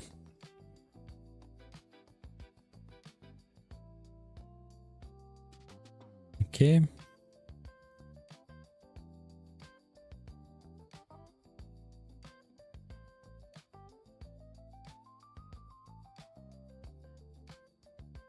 That's cute. That's very cute. Angel is just jealous they didn't make Siri bubblegum pink. Exactly.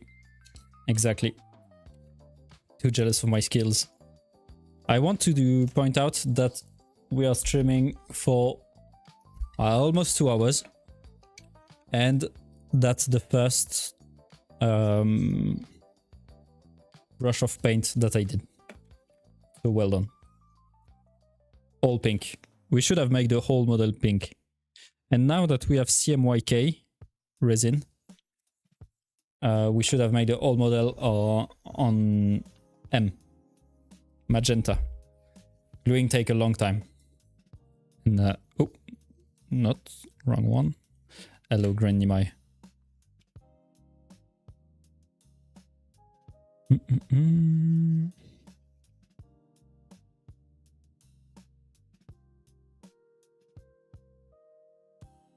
Gurkem really want to meet Angel at the farm next, so they can fight together. Okay, we're approaching something here. I'm gonna add a bit more of white. Welcome to the lobby 2 hours before your brush touch paint. Exactly. It's the waiting screen. And now I'm gonna say, okay, it's too late. I'm stopping the stream.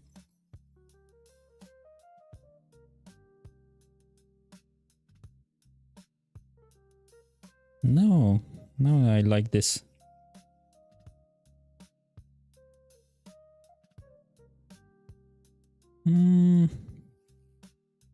Okay, even more.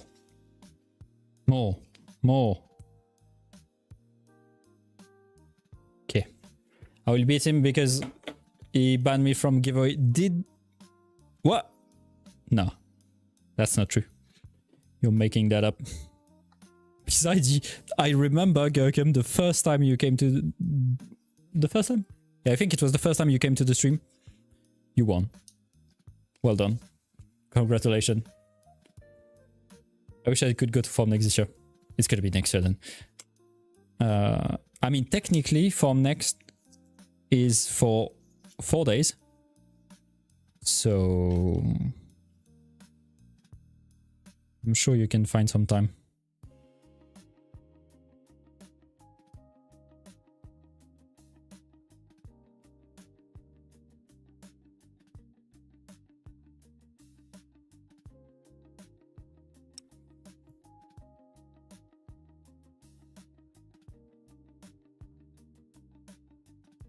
That's good.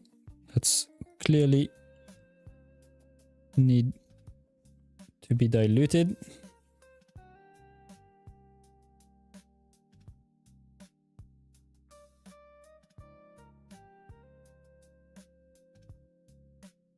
Okay, that's better. I should get a second camera just for the close-up. Because right now you cannot see anything.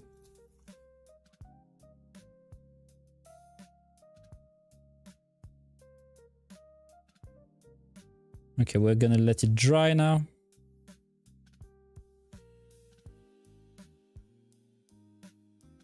Just trying to get there is some little bubble. Okay, good. And thank you for following, Pavlin. Welcome to the stream. Can come in Spirit Ninja. I would have come this year, but Expedition 33 take priority. I understand. I understand. I mean, you can still follow the stream, and it will be a bit like your ear. I was in Japan for a month this year. My vacation days are long gone. Same for one I need for Christmas. Understandable. Christmas have priority over Form Next, and Expedition 33 have priority over Christmas. Hello, hello, hello. Okay, so I wanted to do this one, but the thing is, I want the hit gun to force it in place so that we can reduce the gap. Because otherwise,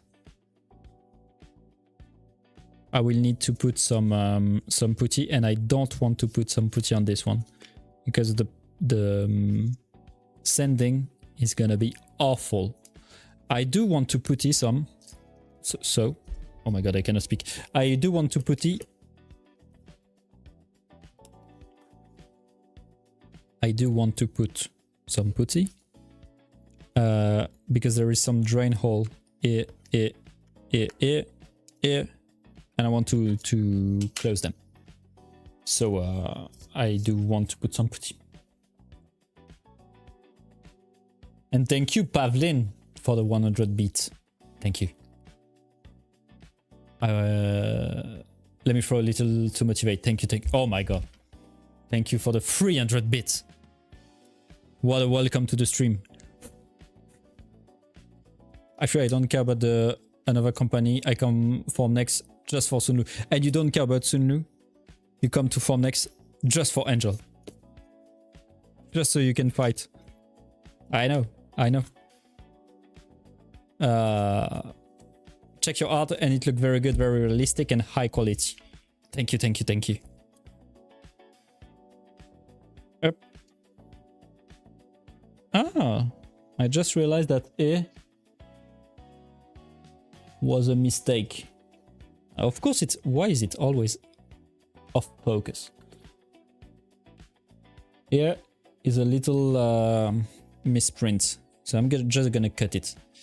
I was close to the goal, so decide to pitch it. Pitch in. Thank you, thank you. But basically, you say that my art look very realistic and high quality. That's mostly thanks to Angel. Because basically, Angel have way better painting skill than I do. And so... Okay. When it comes to faces, they're way better than I am. So for example, one model that I really liked was Mononoke, that we also did on stream. Because Mononoke, on the model, San, so the princess, have her eyes closed. And so it's very easy it's way easier to paint because I don't have to paint the eyes. So this model was nice because that way I didn't have to make it too hard. And on this model, I think Angel painted the wolf face and paws. Because I think that I did the coats of the wolf and Angel did the face and the paws. I mean, it's usually when we do model, it's teamwork. just like the guts. When they did the face and I did the rest. Usually, I feel like I'm always rambling, always saying the same thing over and over on stream. But how does it work is that I'm used to paint inanimated model, like plane, boat, vehicle. So my paint technique are mostly focused on this kind of model. So that's why when we do guts, for example, my strength is in the clothes, in the armor, in the rocks, in the weathering, in this kind of thing. And Angel finish the work with the face and the skin. It's a teamwork. Do you do custom projects? No. Do you do custom projects, you guys? I mean, technically... Oh. What I don't do is custom speaking. We do custom projects like... I mean, that depends what you call custom project. If you mean, do we do commission? Like you pay us and we make you a model? No, we don't. But we do have some custom projects as we have a design team that design model for us. One of the first paint stream that we did was on a Wukong model that's available on Curl3D and different platforms. And this Wukong is designed by us. It's in the background. No, I don't remember where it is. But no, we don't do like commission or things like that. You're a bad guy. Angel is my brother. Yeah, but you know sometimes you fight with your sibling. It's still nice. Okay. Damn. Okay, I'm gonna send it a bit. It's always a very nice moment to cut some cured resin.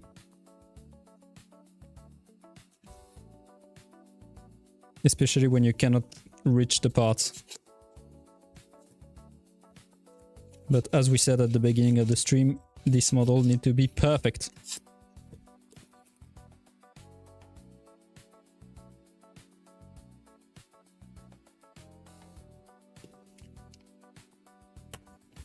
Okay.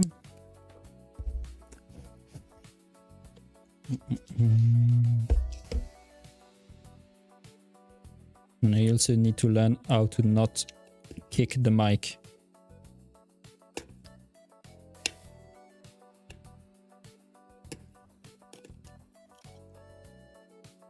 Ah. Now we're going somewhere.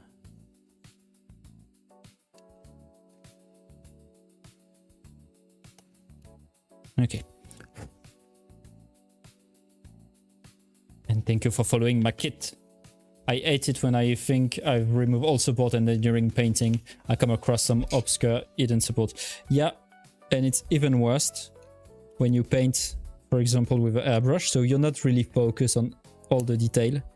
And then you realize, oh wait, I have some support. And you need to remove them. Except you already painted everything.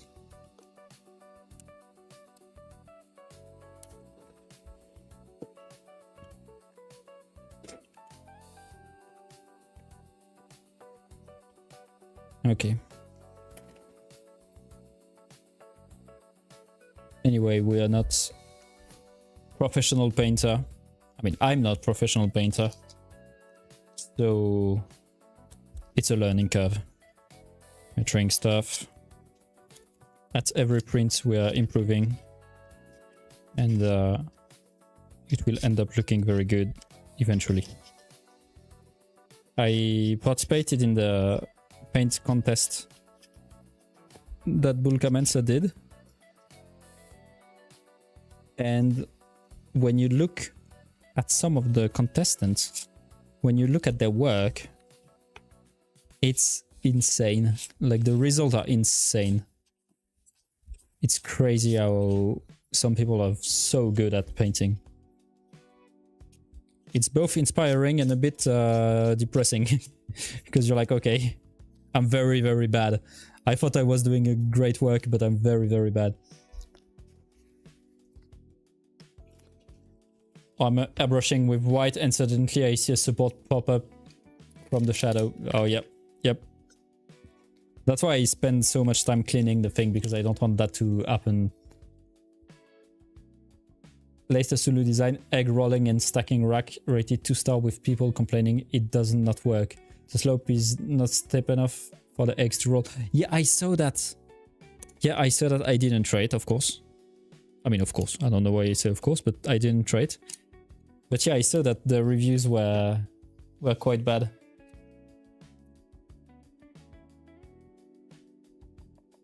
Maybe the Chinese eggs are bigger, so they roll better. I don't know. I should mention it to the design team. They're very good. To be fair, they're very good. They're also very busy. And so I really trust them with the design. When they do stuff, usually they do it very nicely. So this one, I don't know. I didn't try, but yeah, I saw that the comments were quite rough with it. I'm sure it's just a small modification to do on top of that.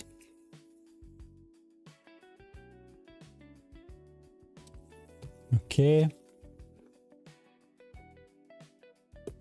And I realized that I totally forgot to start the recording of today's stream, of course, because I always do. Well, now it's too late anyway, but for next time. I know I participated and I didn't even accept to be top 50 with some of the contestants. Yeah, oh no. Did I release a full review? Because it say top 50. Because I saw like the winners, the honorable mention and everything. But did I release like a full summary of every print? They did not. Okay. I'm somewhere quite far as precision from you guys as level of detail. As level of accuracy, watching your Instagram, it is very impressive. Thank you. And soon we will post guts. We'll put guts also in Instagram. So it's you will see this one. It's nice. I like guts because it's a different model, since this one is mainly focused on the armor, which is different paints. And I love to try different technique of painting. So that's nice. And we're gonna do Griffith after the Manticore. And so this is yet another one, because Griffith have a very shiny armor. So it's gonna be yet another technique. And it's gonna be interesting.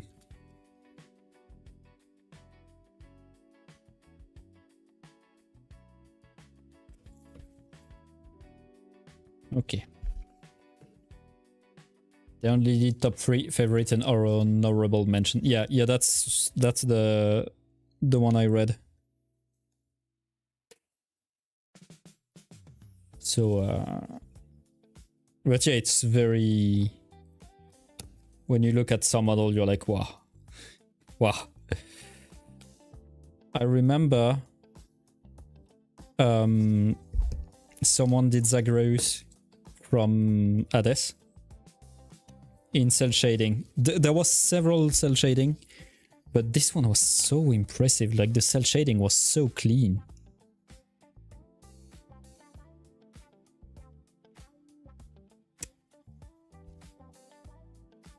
I was happy that no one else did Will. Will? I don't even know who that is. I don't even know who that is. Which model? Will? I need to look at the model. I don't even know who that is. I mean, that's nice because that way it will be easier for me to know which one you painted. I will be able to spy on it after. But yeah, the Baldur's Gate 3 character. Oh yeah, I didn't play Baldur's Gate. But yeah, the cell shading was crazy.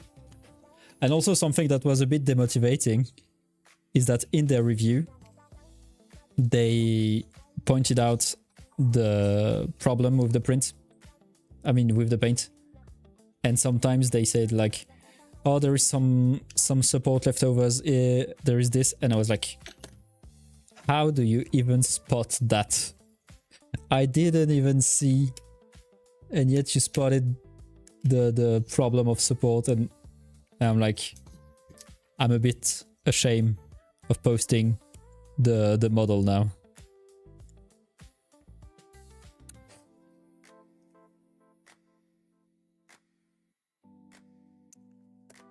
I was dreading that I would get pitted against a top 10 painter on the same model. Oh yeah.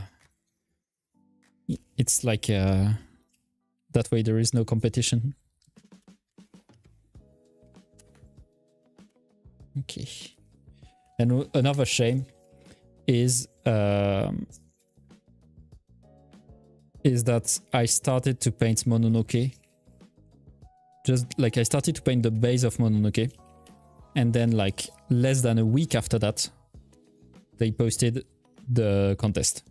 I was like, oh no, I should have posted Mononoke then for the contest, but it was too late. I already started to paint it.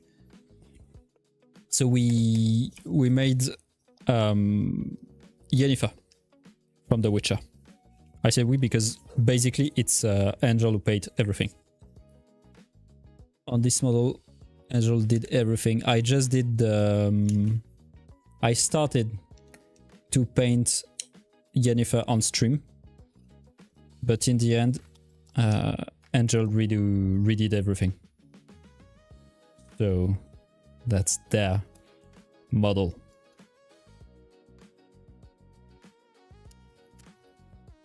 Yep. I printed it. Okay. There is some slight support here and there. It's not... I did like the skin on that one. I mean, as always, it's all Angel strength. It's the face and the skin. It's Hopla.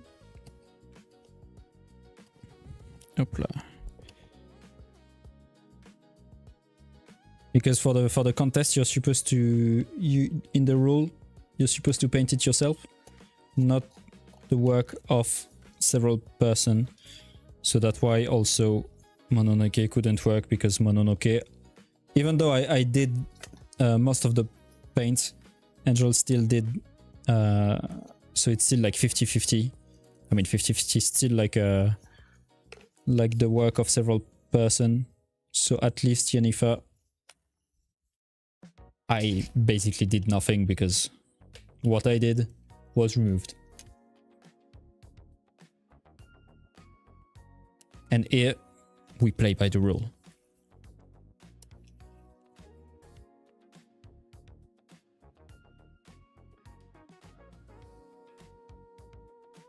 Okay. Not saying that I didn't like the rest, but the skin stood out. Yeah, it really did. And anyway, it's how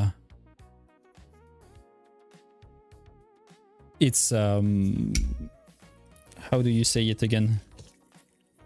It's the picture. The picture are like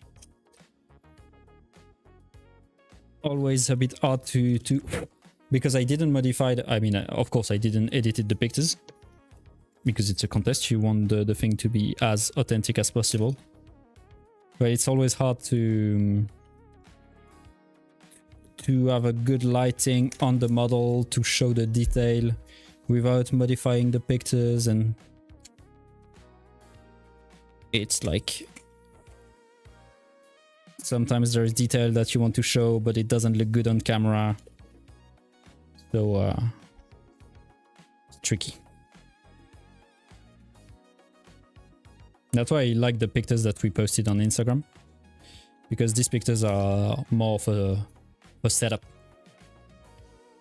It's like it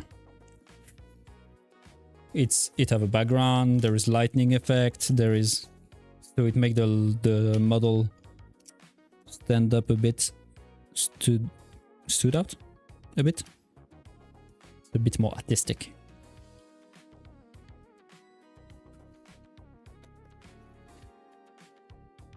I've begun cheating on the skin tone by doing wild zenithal plus pink zenithal plus red from the bottom, then skin tone over top.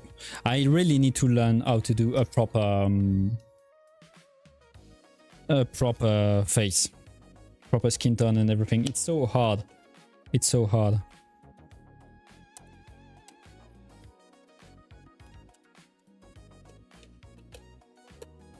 Okay. I have a smart light in my dinner table lamp, especially because I usually brush paint on there. So for the picture, I turned that up and set it to the red light warmth, then turned on the kitchen. Yeah, it's like, that's what we did with the model on Instagram.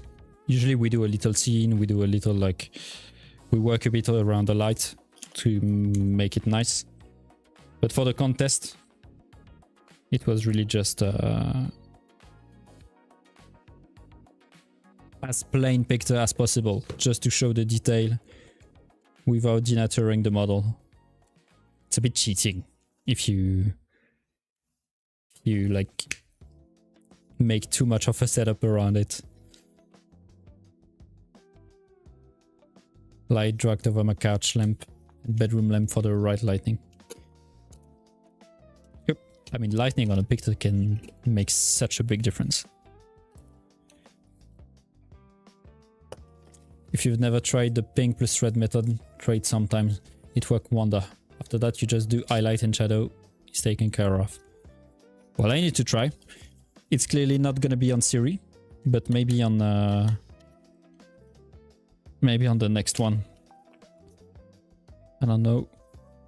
Because Angel also wanted to do the Griffith, and I will not paint Monaco. But I will see. I will do the next one. I will try to do the face. Okay. I think that was way more than I expected. And I think we're almost good. Monaco doesn't really have a skin or face anyway. Yeah. But anyway, we don't paint them, because they are printed in beige resin.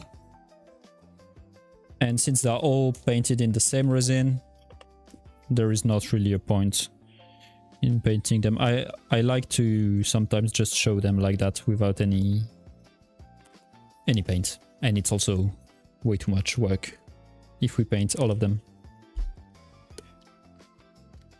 I'm already supposed to paint the Vijinx diorama with the Caitlyn figure. Too much work. Too much work overall. Perfection take time. It would be a shame if this is anything but perfect. It will be perfect.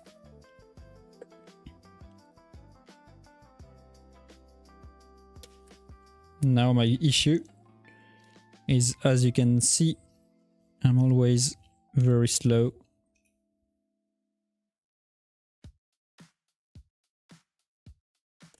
And I don't have much time to paint.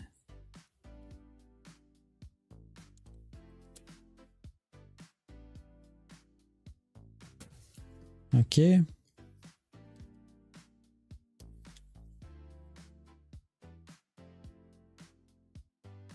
I still don't know exactly what I want to do with the base, by the way. Because the base, there is, if I look at the render, there is some kind of a river in the base. And I don't want to... I want to make it nice. So I don't know exactly how I'm gonna do it. Because I don't know if the river is a separated part. And if it's a separated part, I might use a different resin to make it a bit transparent. I mean, translucent. Because the thing is that the water is very dark and nasty, but it's still water, so it still needs a bit of translucence. So I don't know exactly what I'm gonna do with the base, but I think I'm gonna try to make it translucent.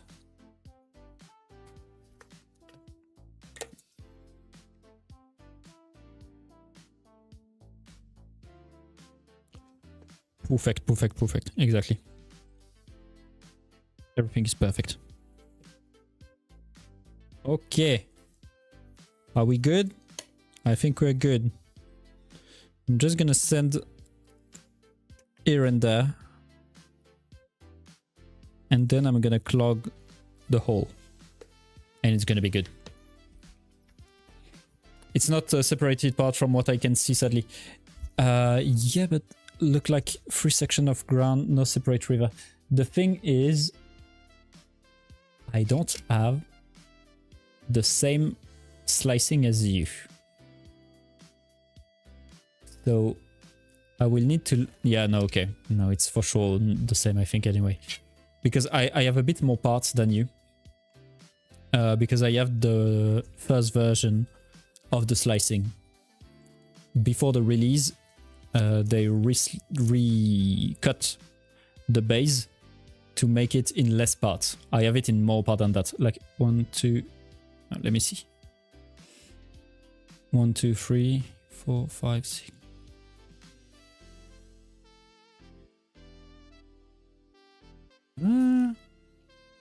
Well, I need to look at it, but I don't have the exact same slicing.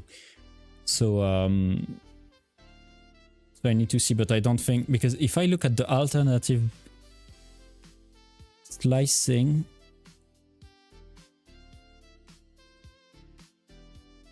Okay, I need to see. I mean, anyway, worst... Oh, but... Okay, I'm just gonna show you anyway. Because when I look at this, it's all dry. There is no water. It's just on their render that they have put some water. So this could be great. Ah, my god, it gave me some ideas. Oh my god, I just gave me some more work. Okay. It just gave me some more work.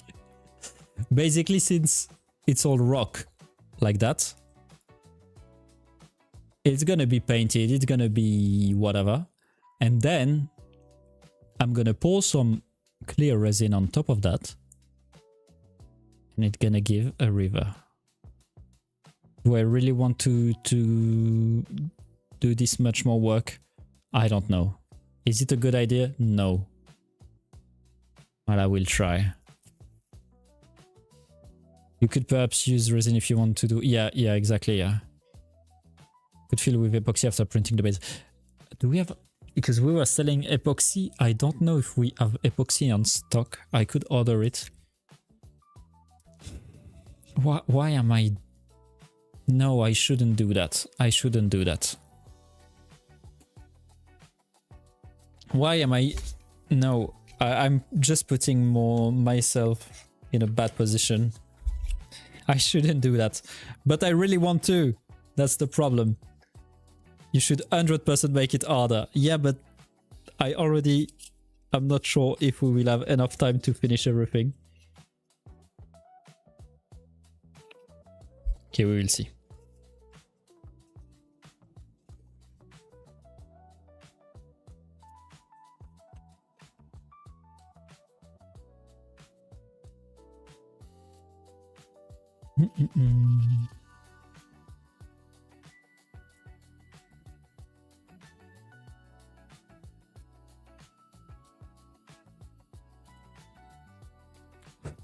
Okay.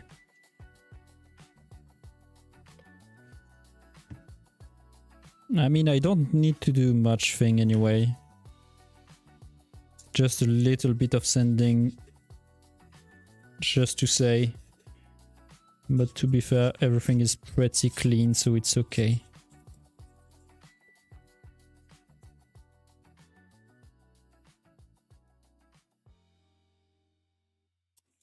It's just, yeah. Okay, before going further, I just want to give another coat.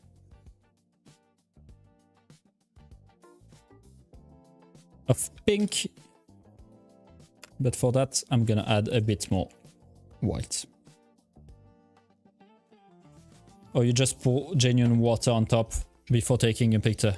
No, don't actually know indeed. I mean, anyway, it wouldn't even look good, that's the thing.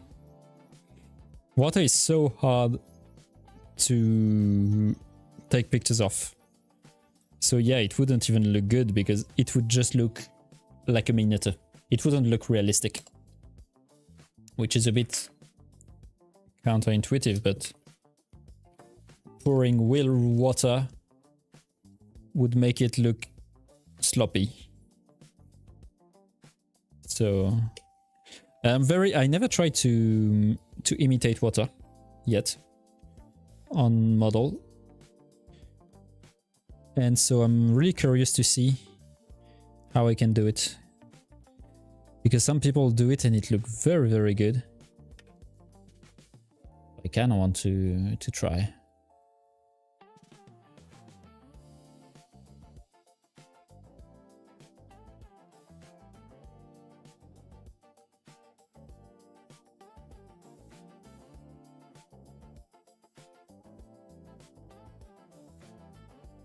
Oh, that's a nice tongue.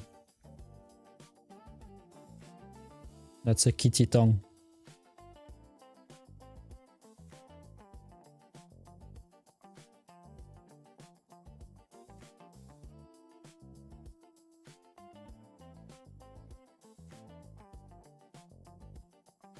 Nice.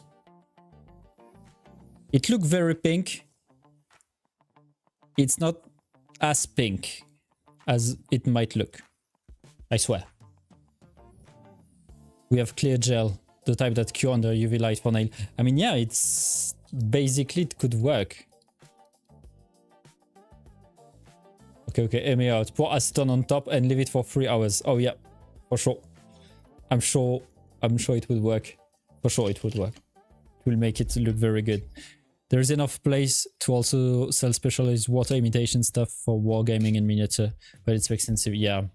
Or, since the model is big, we make a little pump and we pour real water, but with a little pump, like we make a real little river.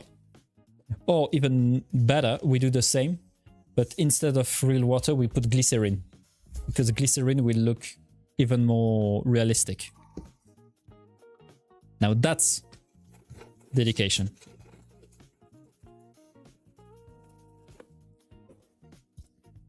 Okay. I will look at the water imitation.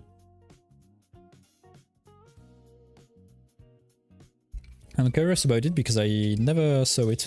I thought you wanted less work. Now you want to make a pump system. Exactly.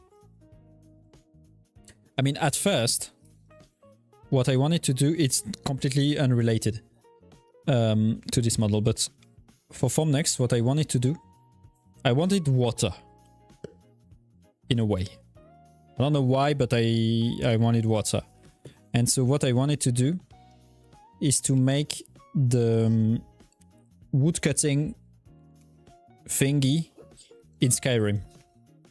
So the house where you go to cut wood. And basically, there is it works with water. There is a little river, and you take the energy from the river, like a water mill, to cut the wood. And I wanted to make a miniature of that with real water and with a pump that would make it rotate. And I didn't, and thankfully I didn't. because it's basically too much work. Maybe a next time, but it's basically a bit too much work.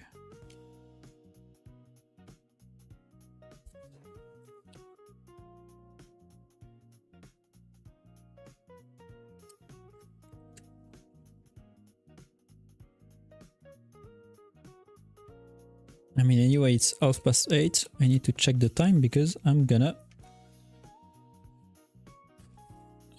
stop very soon. I'm already supposed to end the stream.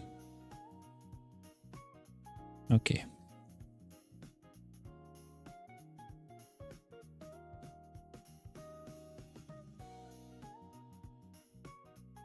I'm just gonna clog all the hole.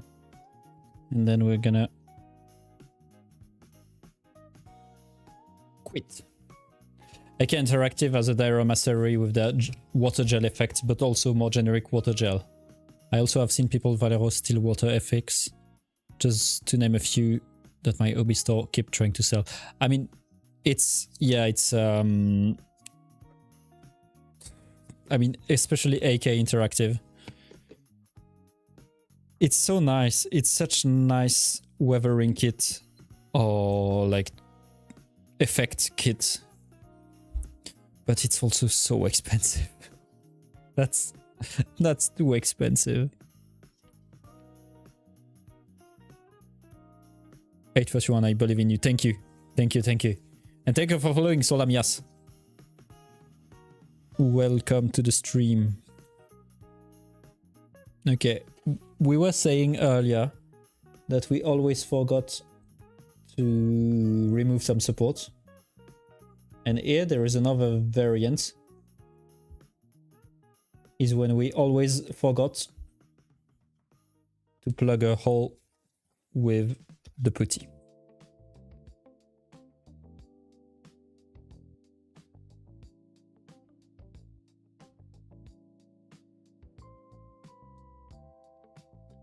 Okay.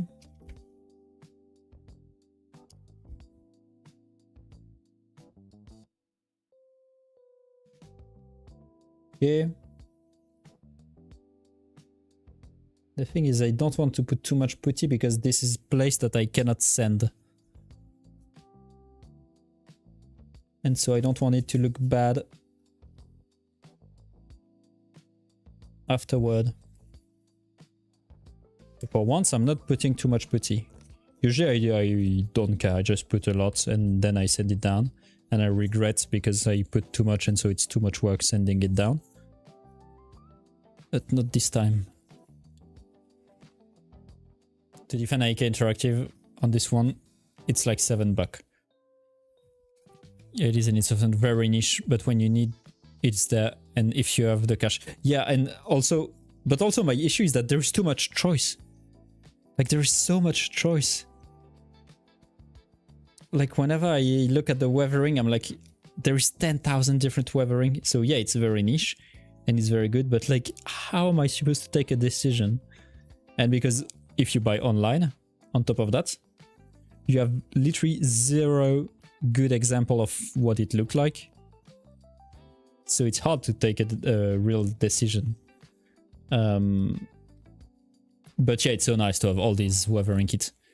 Is this Manticore main? This diorama is too big. What do you mean too big? But yeah, it is the main. What do you mean too big? No, it's not too big. This is the one and only time you will ever catch me defending AK Interactive price. I have actually one thing from AK. It's this, the moss deposit. It's a bit hard to use because you put a bit of it and then you need to clean it with like that. You need to clean it with white spirit. It's a bit weird to use, but it actually looks quite nice. I actually like it. It's a bit hard. Maybe we're gonna use it for the diorama. I think we're gonna use it for the diorama. All I know is I'm watching you and got the grill smoker running. Nice. I wish I had the grill running.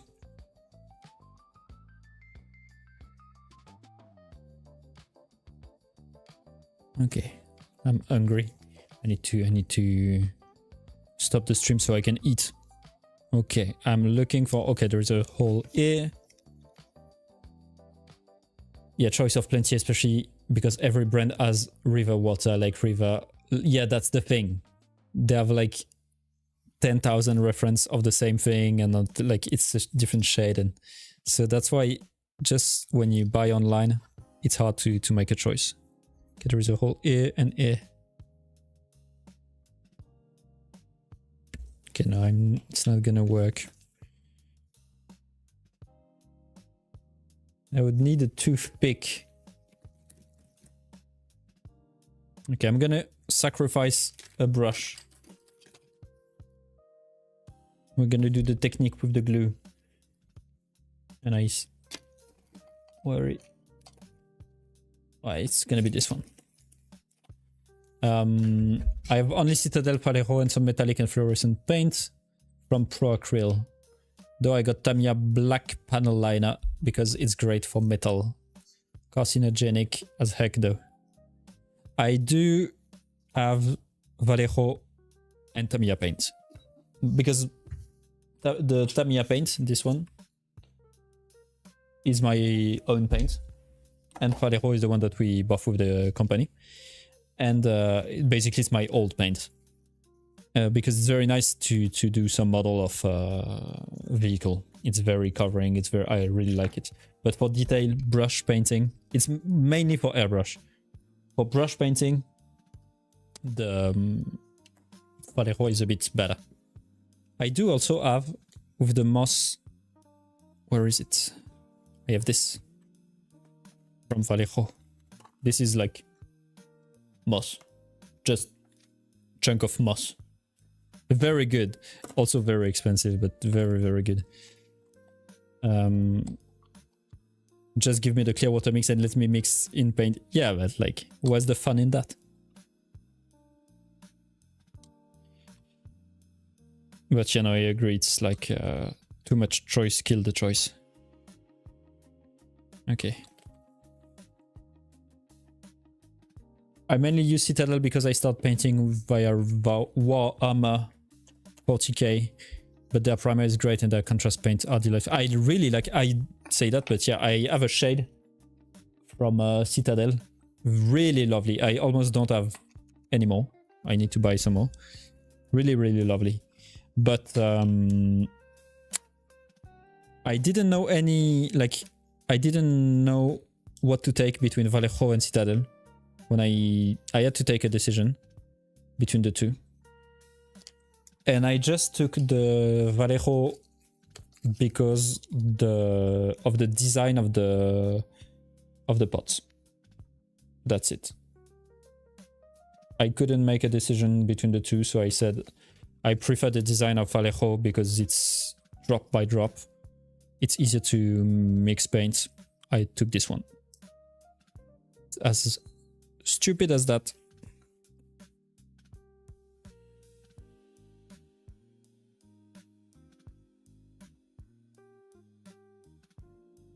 And for now, I'm not regretting my decision.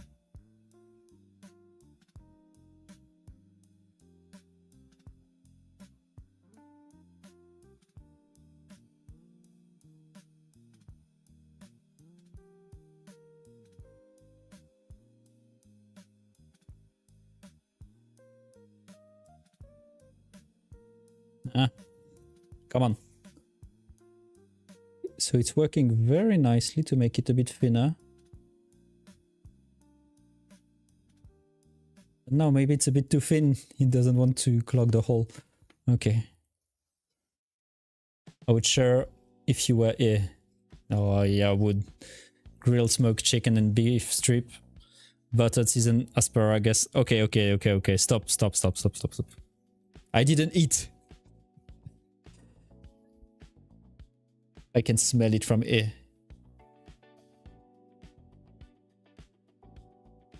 You don't want to come to Formnext and do some grill at Formnext?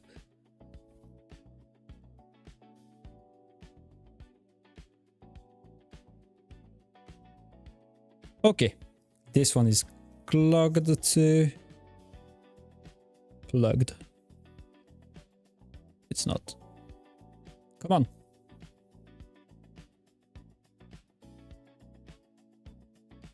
Come on. Okay. Do I have another one to plug?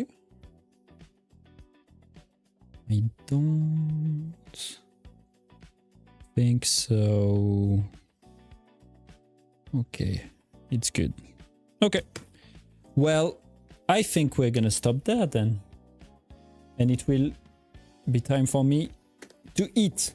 Not some grill thing, but still to eat. Choosing a paint because you prefer the ease of use is 100% valid. I mean, the thing is that when you don't know the paint itself, because you didn't try it, you have to take a decision. And my decision was on looking on forum which one is the best. And of course, it's a fight. Everybody thinks that their brand is the best. So there is no best brand. And so I had some Citadel paint. It was okay. Like I have these two. And I just don't really like the pot. I think that the Falero pot is easier to use. I was like, okay, it's gonna be that. That's it. Took the decision, and it's, for now I don't regret it, so it's nice. Grill some meat using the M7 at Formnex. Oh yeah, exactly. We can print a grill too. That's a good idea. Wonder how the airline would look at me bringing Hickory and Musketeer on the plane. I mean, if you propose to, if you offer to give them some meat, I'm sure they would be happy. Inside the plane. Okay. Yeah, the dropper pot from Falero 100 times better. I like it. Everyone but Citadel user think their brand is the best. We love cloning on Gamescom. It's like, it's always the same. It's a matter of habit. Like, for me, Tamiya is one of the best because I'm used to Tamiya. That's it. It's like, I know how the paints react. I know how it reacts to the airbrush, to the brush too. So I really like it because I know how it reacts. But that's it. Like, if you're used to another paint, then use another paint. And that's it for today. That's one chunky boy. Okay, I'm not gonna take the... I am gonna take the tail.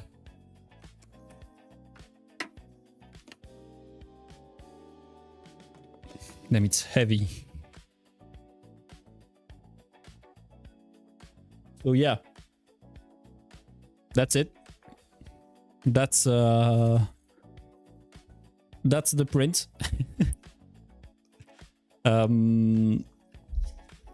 I think screenshot it. You can screenshot it, yeah. I mean, yep, that's a big one. So now I think it's time to say good evening, good night. See you next Thursday. See you on Thursday. We're gonna continue to do it. I will fix the head, and so next Thursday for sure we're gonna paint the man and the head. That's what we're gonna do. That's the priority on next Thursday. I will on my side work also on the putty to send it, so probably that we're gonna do way more paint next Thursday. I will try to prime it so we can have an interesting paint to do, because priming is a bit boring. But that's it. That's it. I think it's time for me to wish you a good night and to see you on Thursday. I don't know if I will be able to reach the button to turn off the screen because it's too far away. But thank you for following the stream anyway. It's a big boy. And then I tell you, no, what did I want to say? I'll see you on Thursday. That's what I wanted to say. Bye, bye, bye. Ah, I can reach it. Nice.